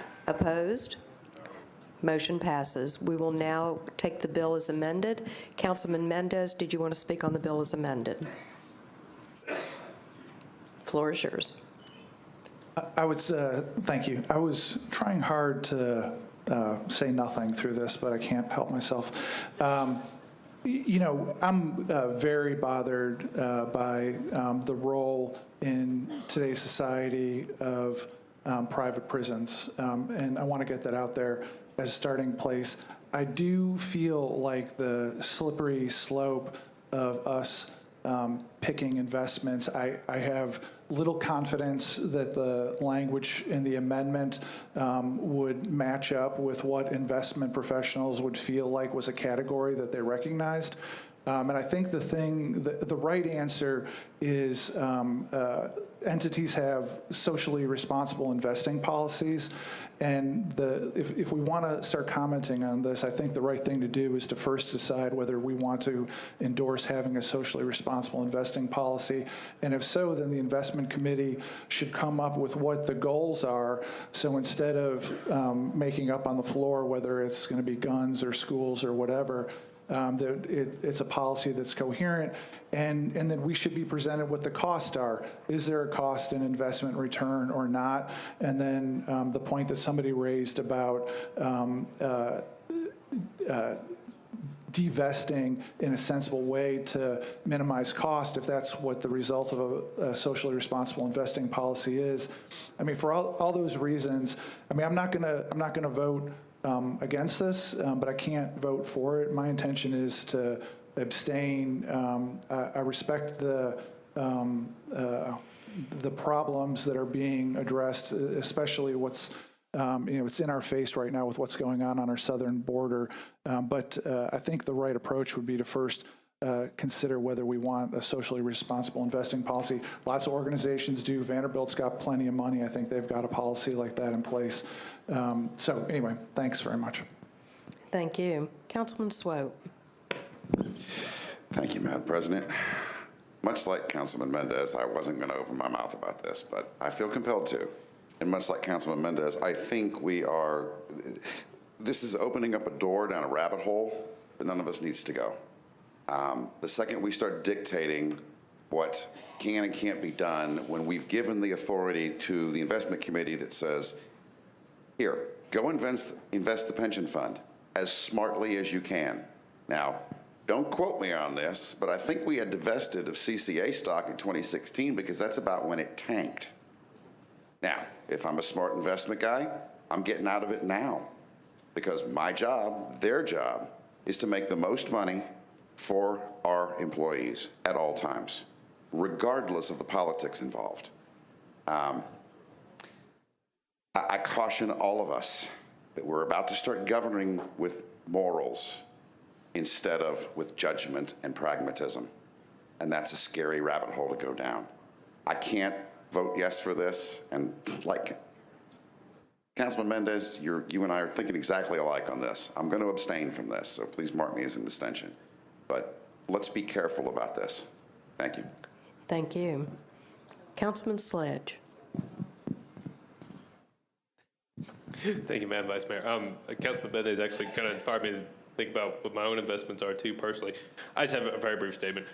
We just went through a budget a few weeks ago, and I think that we have heard from constituents and probably amongst each other too, that we talk about the budget as a moral document. Our pension is a moral document. Thank you. Thank you. Councilman Rosenberg. Thank you, Madam President. What Councilman Sledge just said, it is dangerous if we start doing too many of these, but I don't think it's inappropriate one by one to say investing, becoming part owner in this company is not who we are as a city, and I'll be voting in favor of it. And also, it is a memorializing resolution. We're not telling anybody to do anything, but we're stating the sense of the council is that this isn't an appropriate thing for us to be a part of. Thank you. Thank you. Councilman Elrod. Previous question. You're the last one in the queue, so there you go. We are going to take the bill as amended. We will be doing a roll call vote. Ms. Waits, would you please open the machine?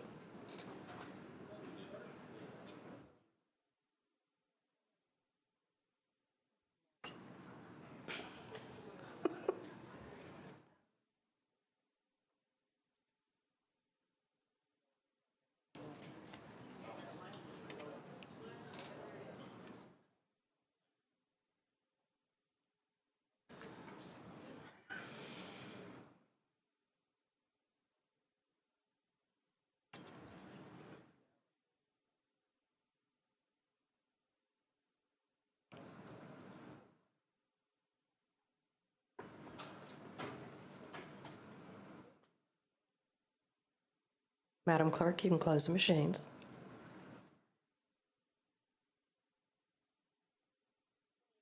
Ooh, hang on. Sorry, y'all, I'm having trouble with the machine again. Hold on. Okay. 20 in favor, 3 against, and 11 abstentions. Motion passes. We're now on RS 2018-1310. Sponsors Hastings, Gilmore, and others. Recognizes legendary singer-songwriter Anita Baker. Councilman Hastings. Thank you, Madam Vice Mayor. We would use this opportunity, first of all, we want to thank Creative Day, a group which is Brian and which is Nina, for bringing this songstress, this great artist who my family has listened to for years. And I'm honored to have this opportunity to stand. You know, we are the Music City. We are not just country music city, we're Music City.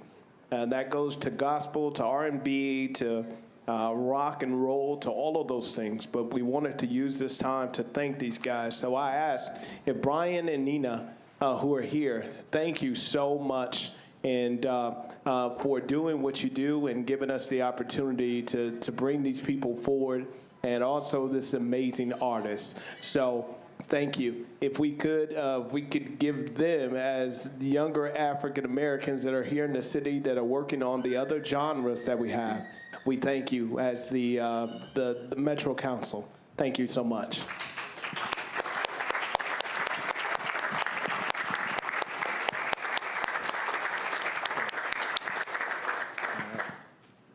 Thank you. Councilmember Gilmore, do you wish to speak? Quickly, I would like to thank Councilmember Hastings for handling this bill. And once again, I wanted to thank Brian and Nina from the Creatives Day. A lot of people might not have known, but Anita Baker was really big in the 90s, and she's taking her last tour, and she's coming to Nashville, and this resolution will actually be presented to her. And I remember growing up as a child, a lot of the women in the community wanted to have the Anita Baker haircut, and they thought they could sing and move like her. And I know there was a lot of love couples during the time that she was singing. So once again, I just wanted to thank you for getting her here in the city, and I'm so glad that we can present this resolution. So this resolution will be presented to her on the night that she performs at the Ryman. How historic is that? So thank you once again. Thank you. We have a late filed. Oh, did we need to vote on that? Okay, sorry. All right, may I have a motion? Yes, ma'am, to move this and approve it. It's been moved and seconded. All those in favor? Any opposed? Thank you. Next, we have a late filed amendment by Councilmember Glover. Late filed resolution by Councilmember Glover. This expresses the intention of the Metro Council to suspend action on any agreement related to the lease and redevelopment of the Nashville Fairground until all necessary procedures have been completed. Councilmember Glover. Let me find you. I believe you'll need to move to suspend the rules. That's why I want to ask Mr. Jameson. I know have to suspend on both, but what order do I take this?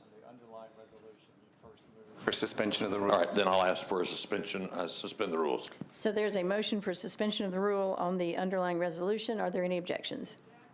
I see 4 objections. That's it. You're done. Now we're moving on to bills on first reading.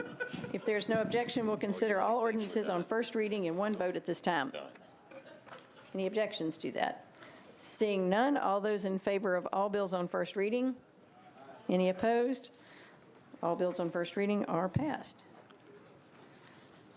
That brings us to bills on second reading. We'll begin with BL 2018-1200, Councilmember Hastings. This was approved by Public Safety, Beer, and Regulated Beverages. This amends the Metro Code regarding hotels and rooming houses. Councilmember Hastings. Yes, ma'am. A committee report? Okay, we have several committees. Councilmember Hagar. Oops, I jumped. So, no, there are no committee reports. Thank you. There are no committee reports. All right. All committee reports are in. We'd like to move for approval. All right, there's been a motion for approval. Seeing no one in the queue, all those in favor? Any opposed? Bill is recommended. Next is BL 2018-1202, Councilmember Elrod. Committee reports, please. This is the one. Councilmember Hagar.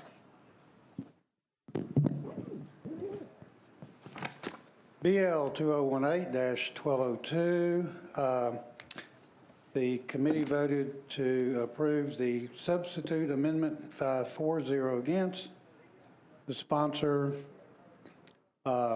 moved to defer at one meeting, and that was approved 5-4-0 against. Thank you. Councilmember Roberts. Thank you, Madam President.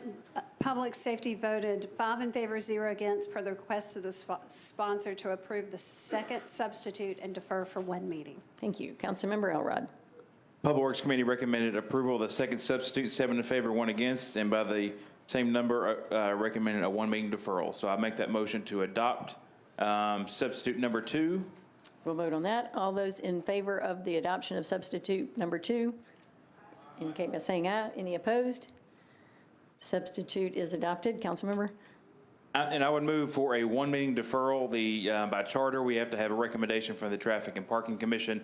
It was left off to the agenda earlier this month, of their meeting earlier this month. So if we take action, with the action we just took, the Traffic and Parking Commission, it's anticipated that we'll have a specially called meeting on July 30th, just on this ordinance. So I would move for a 1 meeting deferral. Thank you. We have a motion for 1 meeting deferral. Councilmember Colby Sledge.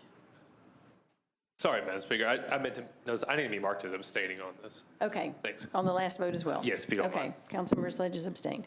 Thank you. Any other comments? Seeing none, all those in, 2 abstentions. On both parts of this, the substitute as well? Okay. Councilmember Roten is also abstaining.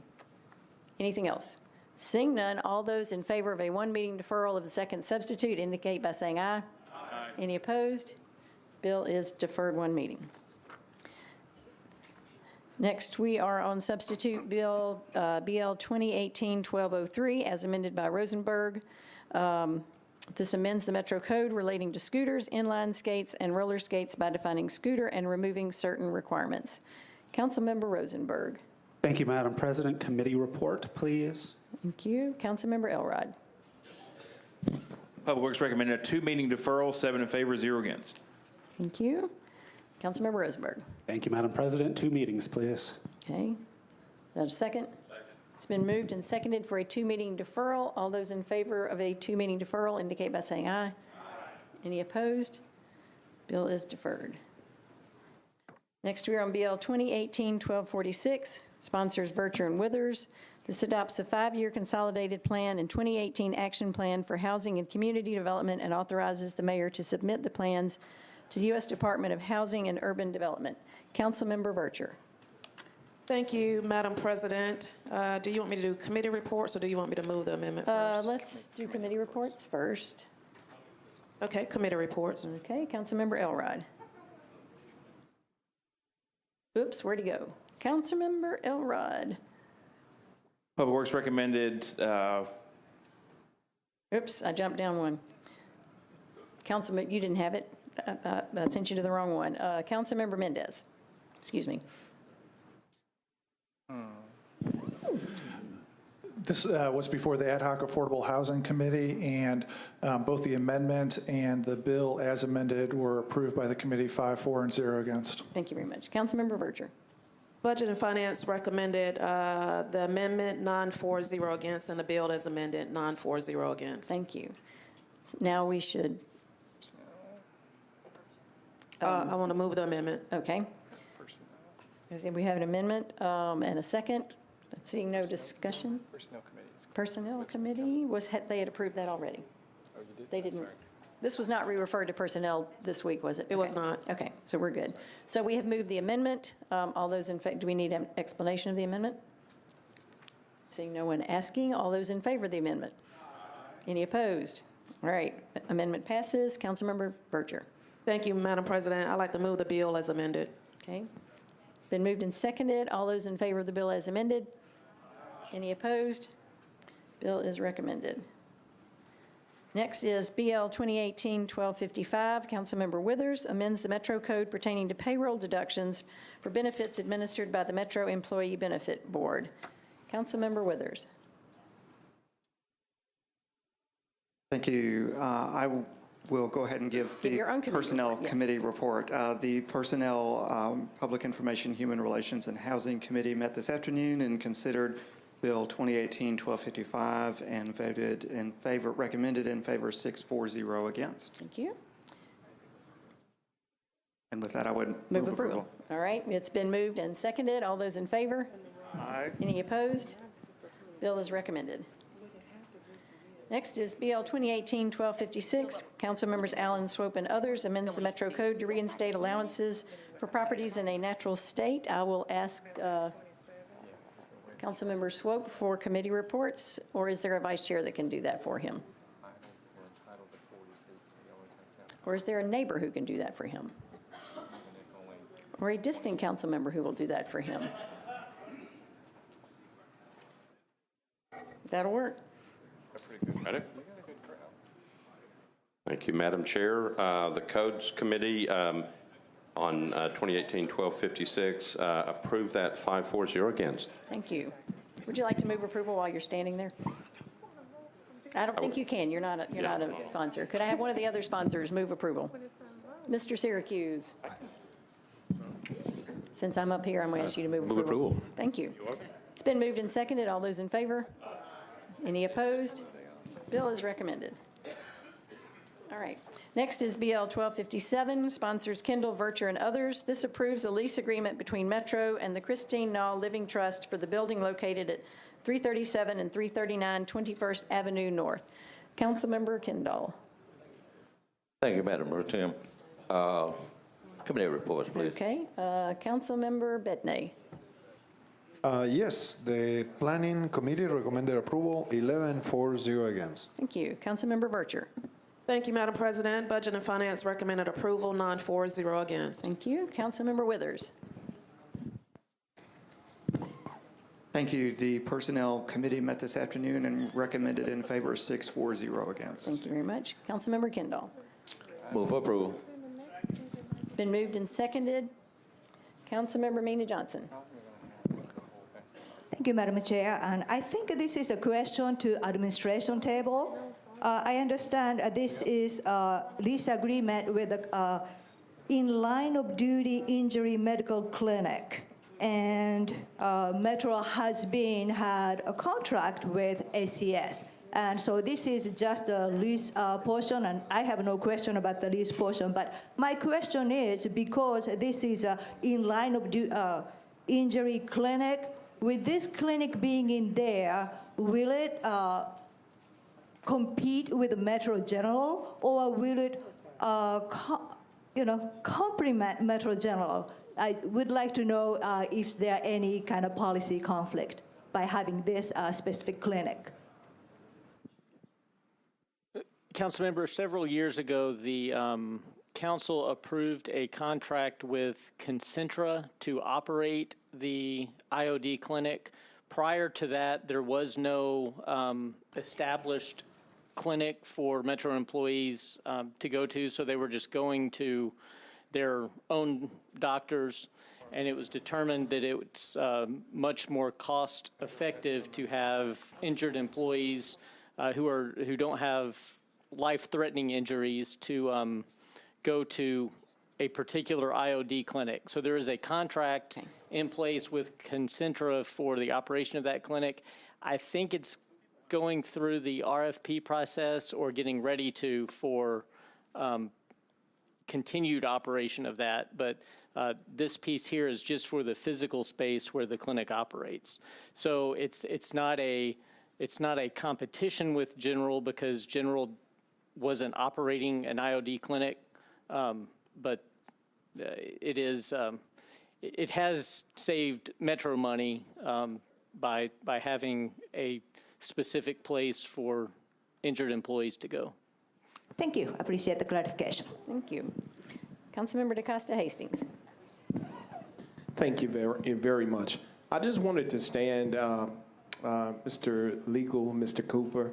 I just wanted to know, since Metro General is not doing this, why can't we do that? And I know that there was some things that were done, you were saying prior to, with the council and RFP that is going on. And you're saying that it saves us a lot of money, but wouldn't it save us even more money if it stayed in-house? I just wanted to ask that question.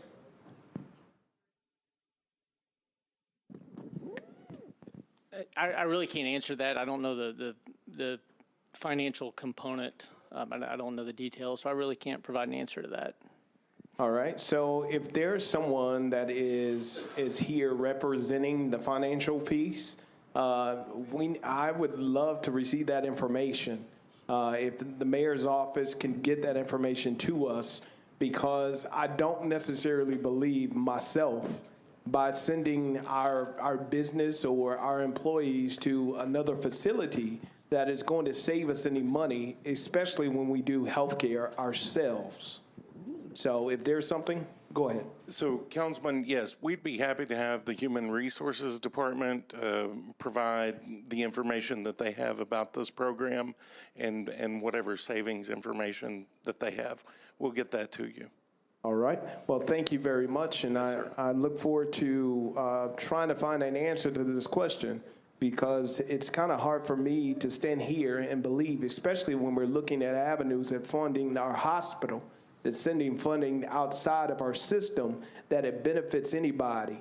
We have to support our own and our Metro employees and our hospital. We have to do that. Thank you. Thank you. And that's something you can provide to all of us before third reading, Mr. Herman? Yes. Great. Thank you. Excuse me, Madam Chair. Madam Chair, just for clarity. Yes, sir. This particular bill has nothing to do with the contract. This is just about space. Lease on the building. On the building. So I don't know if it would impact third reading or not, but, certainly I want the same information, but I don't think it has anything to do with this particular. Thank you. So seeing no more discussion, Mr. Kendall, do you want to move the bill? Yes. Thank you. It's been moved and seconded. All those in favor? Any opposed? Bill is recommended. Stay tight, because I may need you again.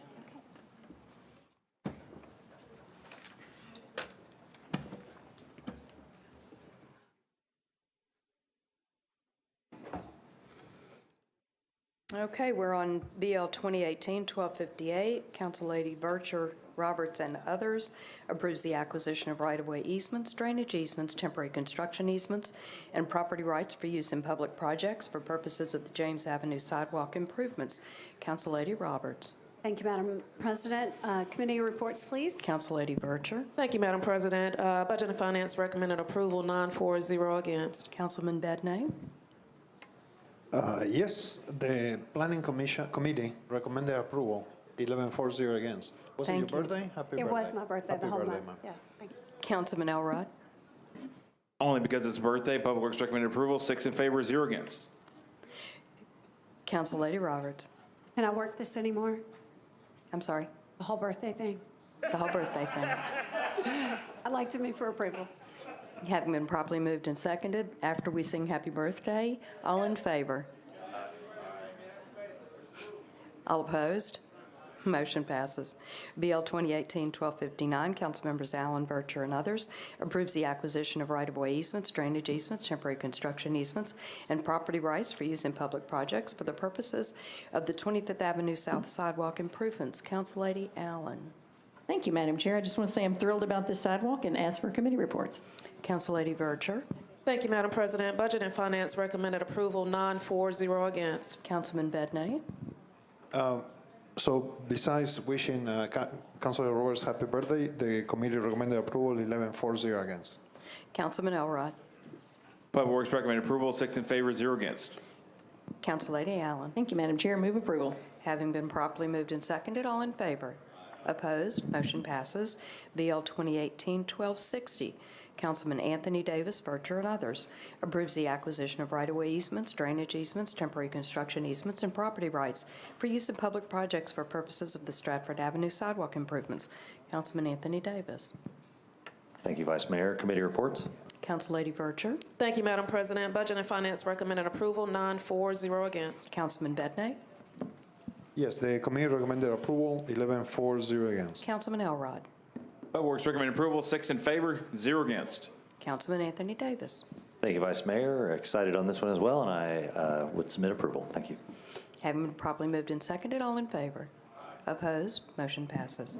BL 2018-1261, sponsors Elrod, Vercher, and Bednay, approves the acquisition of right-of-way easements, drainage easements, temporary construction easements, and property rights for use in public projects for purposes of the Wofford Drive sidewalk improvements. Councilman Elrod. Committee reports, please. Council Lady Vercher. Thank you, Madam President. Budget and Finance recommended approval, 9-4-0 against. Councilman Bednay. The Planning Committee recommended approval, 11-4-0 against. Councilman Elrod. Public Works recommended approval, 6 in favor, 0 against. Move for approval. Having been properly moved and seconded, all in favor? Opposed? Motion passes. BL 2018-1262, sponsors Vercher, Bednay, and Elrod, approves the acquisition of right-of-way easements, drainage easements, temporary construction easements, and property rights for use in public projects for purposes of the Hobson Pike sidewalk improvements. Council Lady Vercher.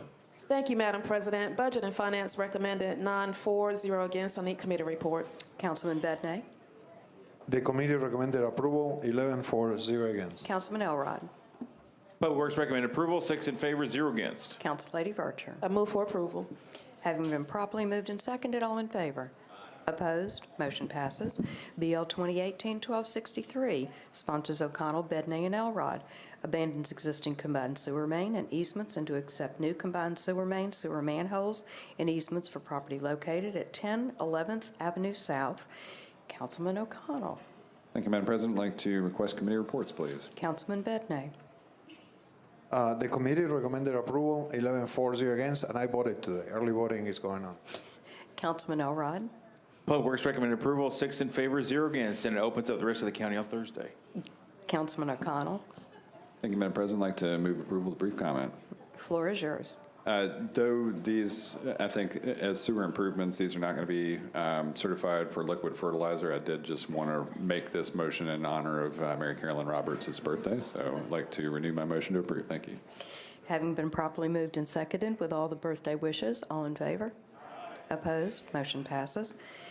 BL 2018-1264, sponsors Kendall, Bednay, and Elrod, approves specific 35th and Peoria LLC to install, construct, and maintain aerial and underground encroachments in the right-of-way located at 350 22nd Avenue North. Councilman Kendall.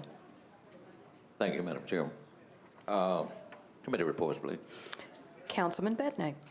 The committee recommended approval, 11-4, 0 against. Councilman Elrod. Public Works recommended approval, 6 in favor, 0 against. Councilman Kendall. Move approval. Having been properly moved and seconded, all in favor?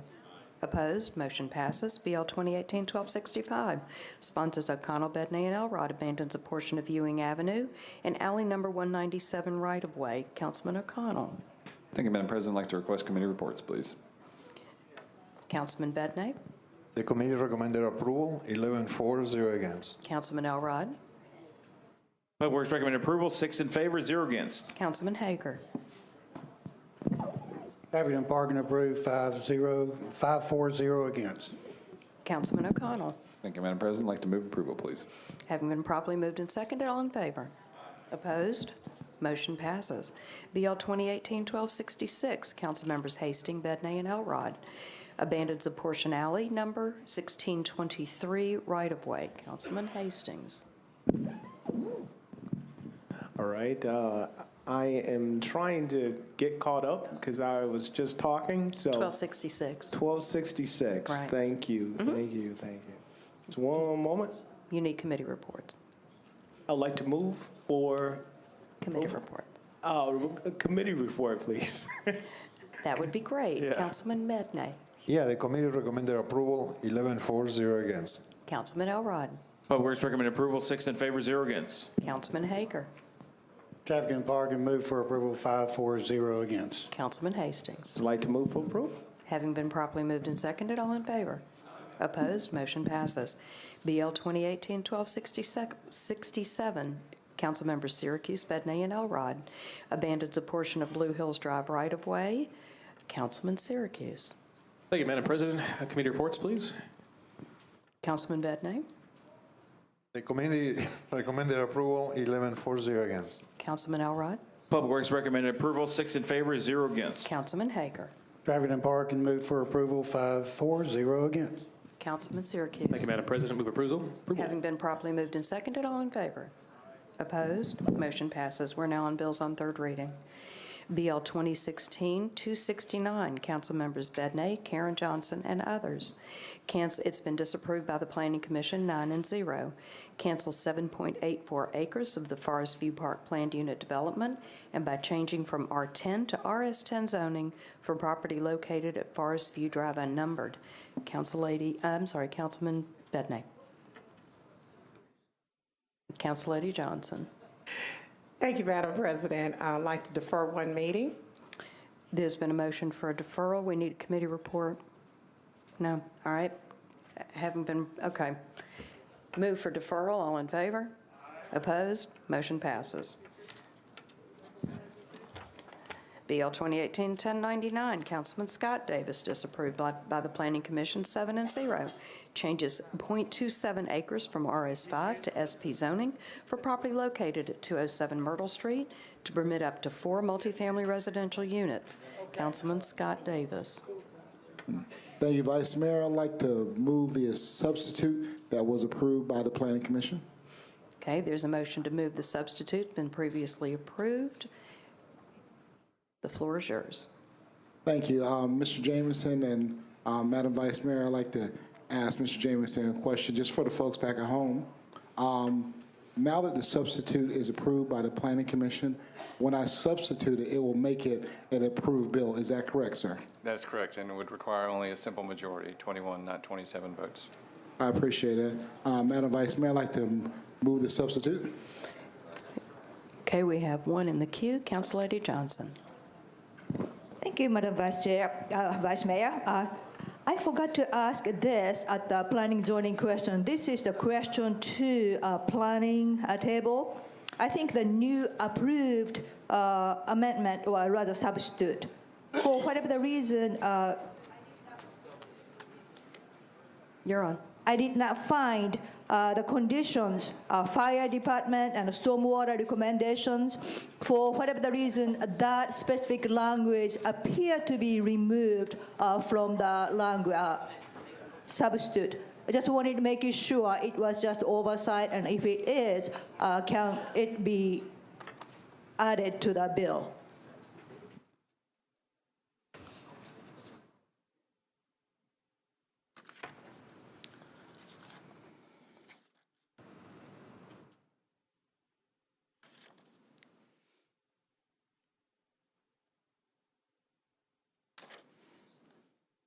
While she's looking for that, I did not see refer to the Planning, Zoning, and Historical. We need to get a quick committee report. Councilman Bedney, could you give us a committee report on 1099? I'll be delighted. The substitute was recommended for approval, 11-4-0 against, and then the committee also recommended the legislation as substituted for approval, 11-4-0 against. Thank you.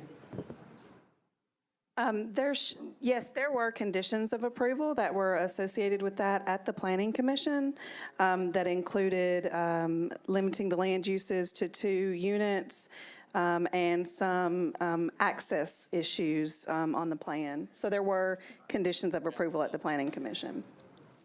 Yes, thank you. I think the original language specifically says to follow fire department stormwater recommendations. For whatever the reason, substitute does not have that specific language. Just wanted to make sure each, as a bill in its entity, they will follow fire department stormwater recommendations. Yeah, they were conditions of approval. There were conditions inside of the staff report for the Planning Commission. And so when a final site plan is approved, all of those reviewing agencies will also review it, and those conditions will be met with the submittal of the final. Thank you for the clarification. No further question. Thank you. Councilman Davis. Thank you, Vice Mayor. I'd like to move the bill as substitute. There's a motion been properly moved and seconded. All in favor? Opposed? Floor is yours. Thank you, Vice Mayor. I'd like to move the substitute bill. You want to move the bill as substitute? I want to move the bill as substitute. Having been properly moved and seconded, all in favor? Opposed? Motion passes. We're on BL 2018-1139 as amended. Sponsor Syracuse, a substitute ordinance approving the Donaldson Transit-Oriented Redevelopment District. Councilman Syracuse. Thank you, Madam President. I need to move a one-meeting deferral, please. There's been a motion for a one-meeting deferral. Is there a second? Having been properly moved and seconded, all in favor? Opposed? Motion passes. BL 2018-1157 amends the Metro Code to establish and preserve a 50-foot floodway buffer along the Cumberland River. Sponsors Syracuse and Mina Johnson. Councilman Syracuse. Thank you, Madam President. I move approval. Having been properly moved and seconded, all in favor? Opposed? Motion passes. BL 2018-1169, Councilmember Pulley amends 2.08 acres of a specific plan for property located at 2209 Abbott Martin Road to permit multifamily residential and various non-residential uses. Councilmember Pulley. Do we need committee reports? Yes, we do. Committee reports, please. Councilman Bedney. Yes, the committee recommended approval, 11-4-0 against. Thank you, sir. Successful recommendation. With that said, I'd move approval. Councilman Shulman. Thank you, Madam President. I just need to recuse myself on this one. Okay. You will be recorded as recusal. All in favor? All in favor? Opposed? Motion passes. BL 2018-1182, sponsor Karen Johnson, disapproved by the Planning Commission 5-1. Changes 1.22 acres from R10 to OL zoning for property located at 355 Bell Road. Councilwoman Johnson. Committee report. Councilman Bedney. The committee recommended a deferral of one meeting, 11-4-0 against. Councilwoman Johnson. Move for deferral one meeting. Having been properly moved and seconded, all in favor? Opposed? Motion passes. BL 2018-1195.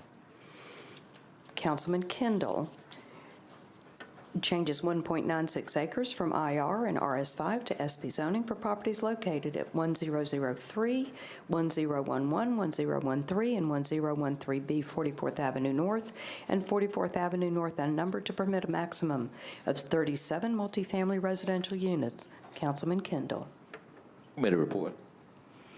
Councilman Bedney. Yeah, the committee recommended approval, 11-4-0 against. Councilman Kendall. Move approval. Having been properly moved and seconded, all in favor? All opposed? Motion passes.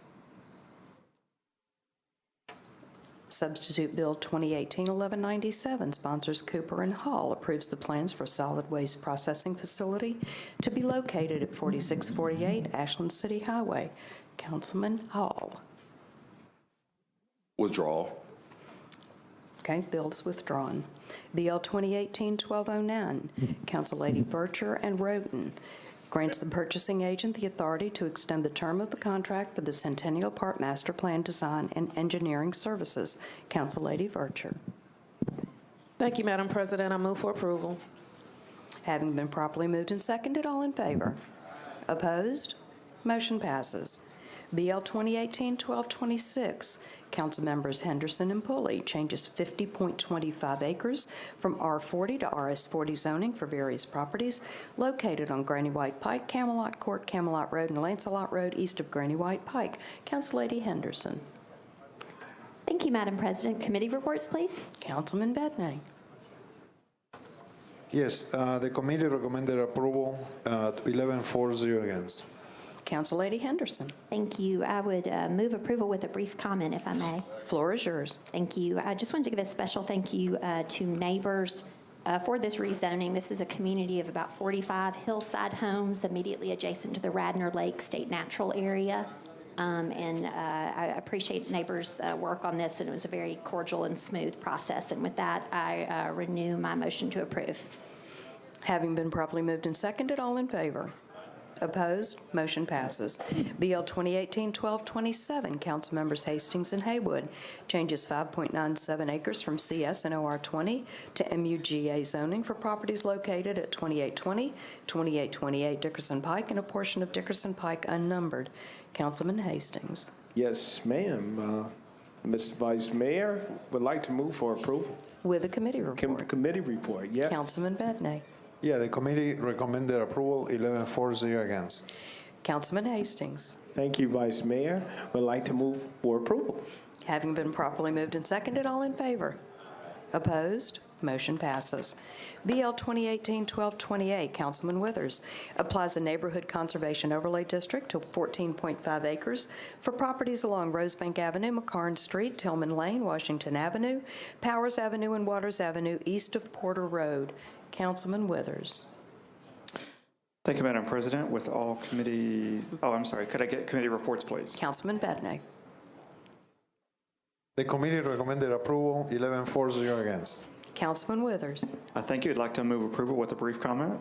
Floor is yours. Just like, again, to thank all of the neighbors who worked on this for many, many years. My predecessor, Mr. Jameson, probably remembers some of the last times we expanded Eastwood's overlay, and after several successive expansions, we have a couple of blocks left in all of Eastwood that are not in a conservation overlay, we may keep working on that or not, but just want to thank everyone for their work on this over the last several years and renew my motion to approve. Having been properly moved and seconded, all in favor? Opposed? Motion passes. BL 2018-1231, sponsor Hager, changes .47 acres from RS5 to SP zoning for property located at 209 22nd Street and 22nd Street unnumbered to permit all uses under MULA zoning district except for alternative financial services and waste management uses, and to limit the maximum height. Councilman Hager. Committee reports, please. Councilman Bedney. The committee recommended approval, 11-4-0 against, but I'd like to read my legislation, 1229, if that's okay. I am so sorry. We'll go back to that one here in just a second. You guys are hurting my feelings today. I am, aren't we? Councilman Hager, we're going to finish hers and we'll go back to his. Okay. Thank you very much. Move for approval. Having been properly moved and seconded, all in favor? Opposed? Motion passes. My bad. BL 2018-1229. Councilman Bedney changes 49 acres from AR2A to SP zoning for properties located at 6397 Pettus Road and Pettus Road unnumbered to permit 145 single-family lots. Councilman Bedney, you've got the floor. All to yourself. Thank you, Ma'am. I was contacted by the developer and the property owner through their engineers, and they requested a 2-meeting deferral to go over some issues. So I brought it up at the committee, and the committee recommended to defer for 2 meetings. So I'm asking for a 2-meeting deferral, please. So there's a motion for a two-meeting deferral. All in favor? Opposed? Motion passes. BL 2018-1232, Councilmember Swope, cancels a portion of a planned unit development overlay district for 24.69 acres for properties located at 201, 205, 305 Summit View Drive, and Summit View Drive unnumbered. Councilman Swope. Thank you, Madam President. Committee report, please. Councilman Bedney, floor is yours again. Yay. The committee recommended approval, 11-4-0 against. And I would move approval. Having been properly moved and seconded, all in favor? Opposed? Motion passes. BL 2018-1233, Councilmember Swope, amends 24.69 acres from CL, CS, OL, and RM15 to SP zoning for property located at 201, 205, 305 Summit View Drive and Summit View Drive unnumbered to permit a mixed-use development. Councilman Swope. Thank you, Madam Vice Mayor. Committee report, please. Councilman Bedney. The committee was very impressed with Councilmember Swope, and it recommended approval, 11-4-0 against. Councilmember Swope. Thank you, and I'm honored the committee was impressed. And with that, I move approval. Having been properly moved and seconded, all in favor? Opposed? Motion passes. BL 2018-1234, Councilmember Sledge, changes .62 acres from R6 to RM20A zoning for properties located at 1088, 1090, and 1092 12th Avenue South. Councilmember Sledge. Thank you, Madam Vice Mayor. Committee report. Councilmember Bedney. The committee recommended approval, 11-4-0 against. Councilmember Sledge. I'd move approval. Having been properly moved and seconded, all in favor? Opposed? Motion passes. BL 2018-1235, Councilmembers Kendall and Glover, changes 3.77 acres from MUGA and ORI to SP zoning for property located at 311 23rd Avenue North to permit all uses within MUIA while limiting the height of structures to 8 stories in 105 feet. Councilman Kendall. Committee report, please. Councilman Bedney. The committee recommended approval, 11-4-0 against. Move approval. Having been properly moved and seconded, all in favor? Opposed? Motion passes. BL 2018-1236, Councilmember Rosenberg, changes 10.57 acres from R80 and R40 to SP zoning for properties located at River Road unnumbered and 5754 River Road to permit up to 35 multifamily residential units. Councilmember Rosenberg. Thank you, Madam President. Committee report, please. Councilmember Bedney. Yes, so he brought up an amendment, and the amendment was recommended for approval, 11-4-0 against, and the legislation as amended was also recommended for approval, 11-4-0 against. Councilmember Rosenberg. Thank you, Madam President, and thank you, Mr. Chairman. I'd like to move the amendment, please. There's a motion on the floor to move the amendment. All in favor? Opposed? Motion passes. Your bill is amended. Thank you, Madam President. First of all, happy birthday, MCR, and I want to note from Councilman O'Connell's benefit that this is a zoning bill. This was an interesting development in that the developer wanted to put a lot fewer units than he was being encouraged to, and it'll also be, with the amendment we just put on, putting with Public Works approval, a protected crosswalk across River Road to help folks who live in the apartments across the street and sidewalks in an area that's badly needed. This is good. I move approval, please. Councilman O'Connell. Thank you, Madam President. I just wanted to rise in support of Councilman Rosenberg. Thank you. Having been properly moved and seconded, all in favor? Opposed? Motion passes. BL 2018-1237. Councillady Murphy changes .44 acres from CS to SP zoning for properties located at 420 and 422 38th Avenue North to permit 10 multifamily units. Councillady Murphy. Committee reports, please. Councilman Bedney. Yes, the committee recommended approval, 11-4-0 against. Councillady Murphy. Thank you. I'd like to move for approval with a brief explanation. And the floor is yours. Thank you. This is a part of Charlotte that is right outside the main corridor that the Planning Commission, as we speak this week, is holding a charrette and visioning session and getting a lot of community input. And I'm really excited about that. There are going to be some properties coming before us that I might need to delay over the next month or two while that visioning session and community plan get updated. But this is a property that is right outside of kind of the study corridor, And it is something where I've held community meetings on, I think, more than once, and we really haven't gotten a lot of pushback or feedback from the community, even though this is quite a few units. But it's going in at the end of the street at an area that's been zoned CS, and quite frankly, it would not be beneficial as a commercial area because it abuts right up to the interstate. And so with that, I just wanted to kind of preference it because you will be seeing some other Charlotte corridor properties coming up that might have to be held back until that study is finished. But this is something that I feel is going to be falling into what the community plan is going to be saying. So thank you. And with that, I move approval. Having been properly moved and seconded, all in favor? Opposed? Motion passes.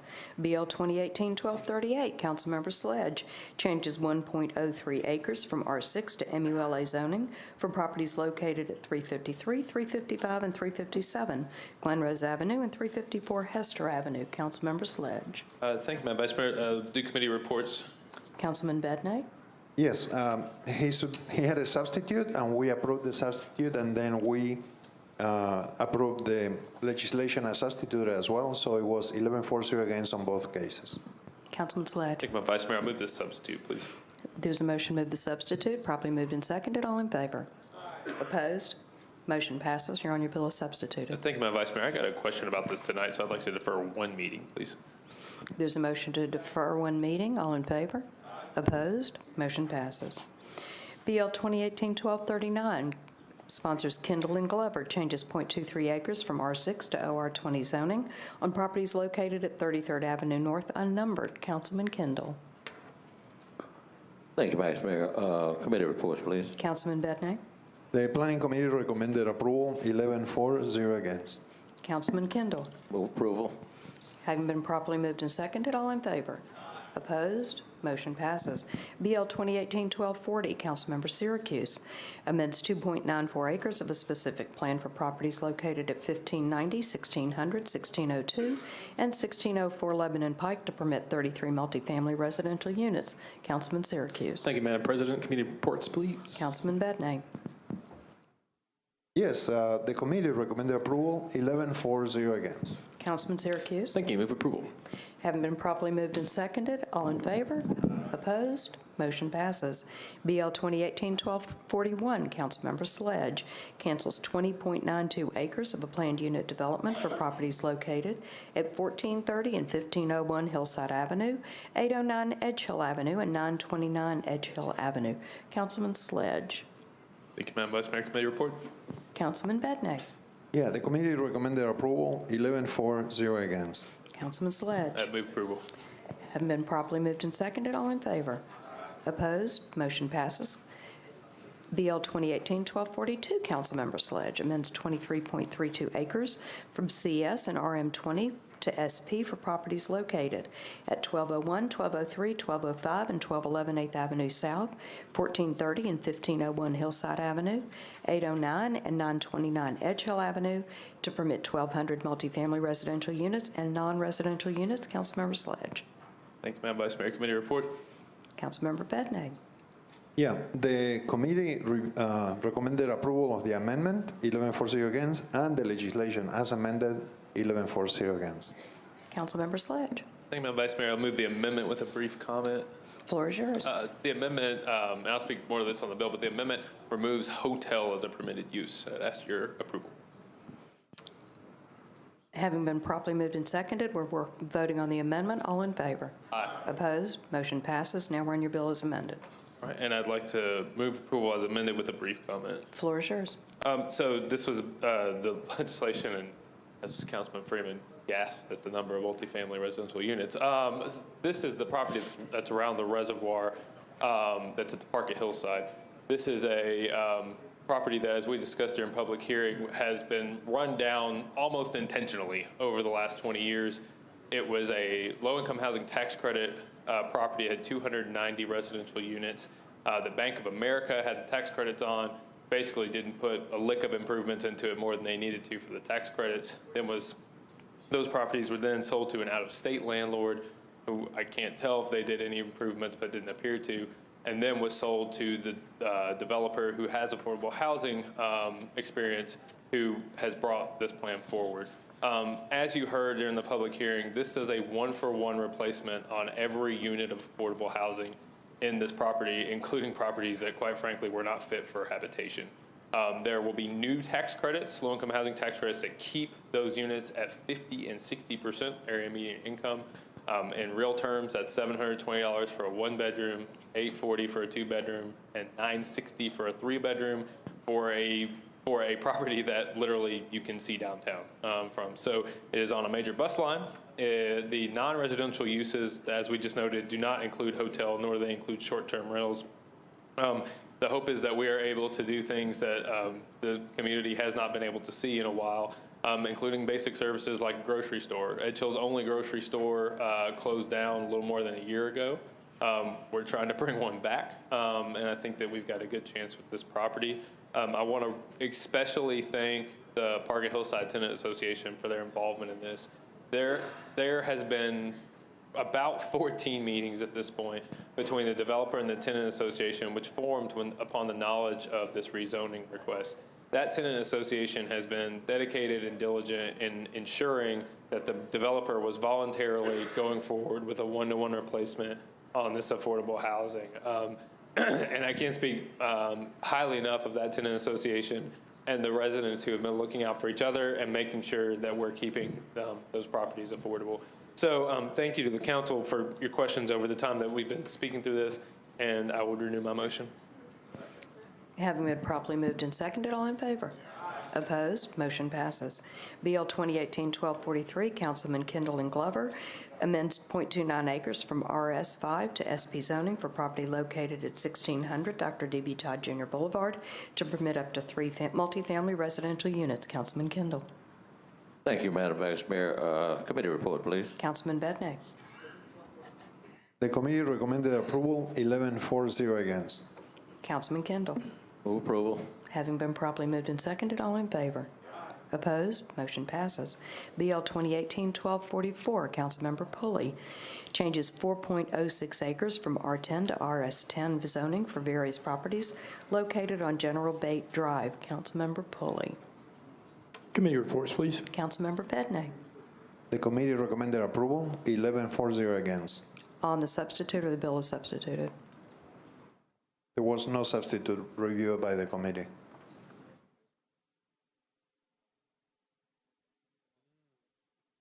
Councilman Pulley. I wanted to introduce a substitute, Okay, that's fine. so I'll introduce a substitute. Okay. Thank you. Having been properly moved and seconded, all in favor? All right. Opposed? Motion passes. The floor is yours. Now, I move the bill as substituted. Having been properly moved and seconded, all in favor? Opposed? Motion passes.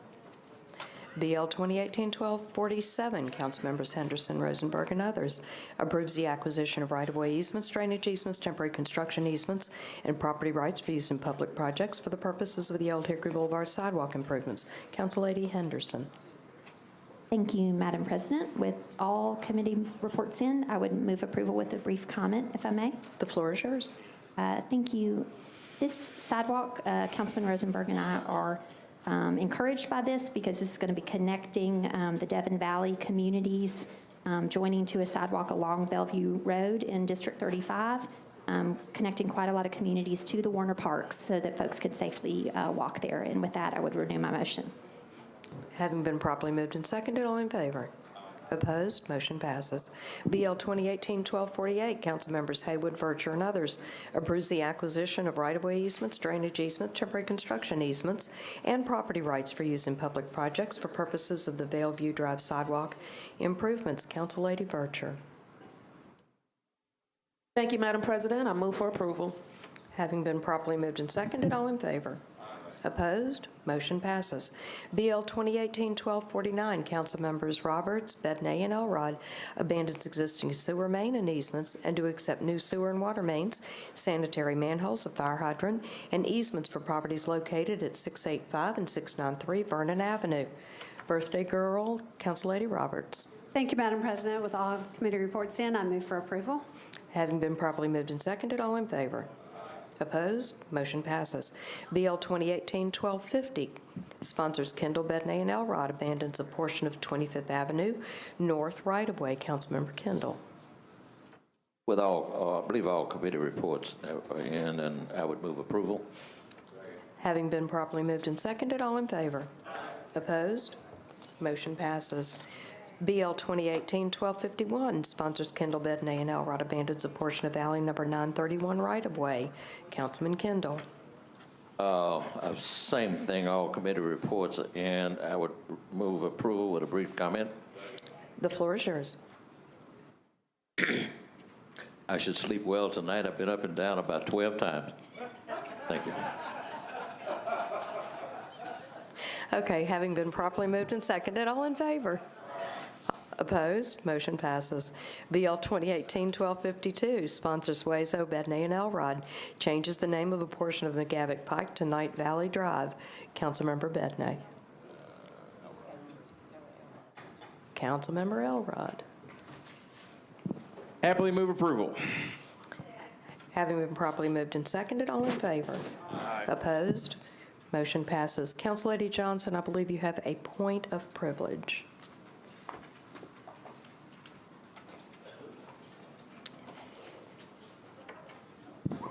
Thank you, Madam President. And I think Council Lady Vircher and Council Lady Dowell also would like to make an announcement as well.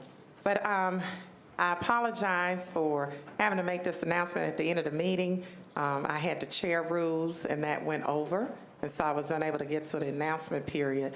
But this announcement is for District 29, as well as the districts surrounding District 29. We're going to have a combined community meeting with our chief of police and our commanders and our community affairs officers. There have been some recent incidents that have occurred in our area that has received a lot of calls from people. I've received calls, my colleagues have received calls, and there are some concerns, and we just want to make sure that we have a meeting where people can hear information about what our Metro Police are doing in our area.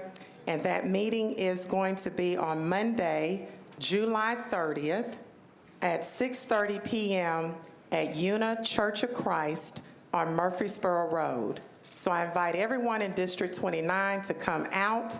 We're going to have all of our top brass there, and all of our commanders and COCOs for people to have their questions and concerns addressed. Lastly, I want to make sure to invite all of my council colleagues to the Smith Springs Regional Community Center grand opening celebration this Saturday, July 21st at 10 a.m., 2801 Smith Springs Road. I want you all to join me. This is a big deal for Southeast Nashville. We have long been underserved, and the community is looking forward to this wonderful day on Saturday, July 21st. So please join me at 10 o'clock a.m. for the Smith Springs Regional Community Center opening. Thank you. Councilmember Swope. Thank you, Madam President. I know all of us pretty much check emails constantly, and starting about 3 hours ago, we started getting inundated about a chained dog at 1019 Ackland Avenue. Now, I'm a dog lover. I know you are. I know there's a lot of dog lovers in this room. I want the public to know that, yes, we hear you. Yes, we've probably all forwarded this on to the health department about 9 times tonight at a minimum. And if you're actually living at 1019 Ackland Avenue and watching this for some reason, would you bring your dog in, please? Thank you, Councilmember. Council Lady Vircher. Thank you, Madam President, and I also want to just thank you for extending this point of privilege for me. I also missed announcements. I want to let my constituents of District 28 know that we're going to have a community meeting. We will have our commanders there, the chief of police there from the South Precinct on Monday, July 30th at 6:30 p.m. That's Una Church of Christ on Murfreesboro Road. Also want to actually take this opportunity to thank NACO for a fabulous conference, and also the supporting organizations that I'm proud to be part of, NOPCO and NAPCO. They had nothing but rave compliments as it relates to our city, so we are doing it right. And lastly, I would be remiss if I did not thank my president, Dr. Glenda Baskin Glover, as being sworn in as the international president of Alpha Kappa Alpha Sorority Incorporated. And that concludes my announcements also. Thank you, Madam President. Thank you. Excuse me. Council Lady Dow. Thank you, and I appreciate you all letting us have this time. I just want to make two quick announcements for District 32. The first announcement is this Saturday, July 21st, 2018, it is my birthday, and it's also our community cleanup for District 32. So I'm inviting you all to my party. It's going to be held at Global Mall at the Crossings, 5252 Hickory Hollow Parkway, Antioch, Tennessee, 37013, and there will be cake. We'll pick up signs in the district, not campaign signs, but other signs, and then we will pick up all the litter there, so everybody in the city is invited, and I hope to see you there at 7 a.m. to 1. The second announcement I want to make is that all neighbors out in District 32, we've had quite a few incidents happen out in our Antioch area, as many of you are familiar with. And we're having a meeting on Monday, July 30th, 2018 at 6:30 p.m. It's a combined meeting for our entire southeast area at Una Church of Christ, 1917 Murfreesboro Road, Murfreesboro Pike, Nashville, Tennessee, 37217. Chief Anderson, Commander Trickey, and our community liaison officers will be present. We'll talk about incidents in our area and what we can do to improve the safety in our community. So I encourage all of you to come out. Thank you so much for this time. You are so welcome. If there's no more business for the council, is there a motion to adjourn? All in favor?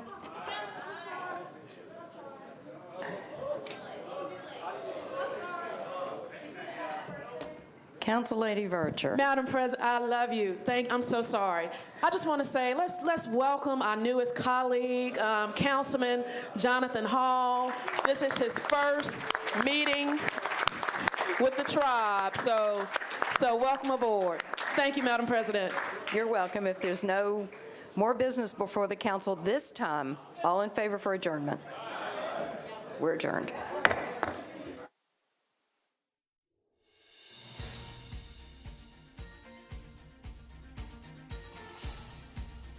This has been a service of the Metro Nashville Network. If you would like to see this presentation again, or for more information about this and other programs, visit nashville.org.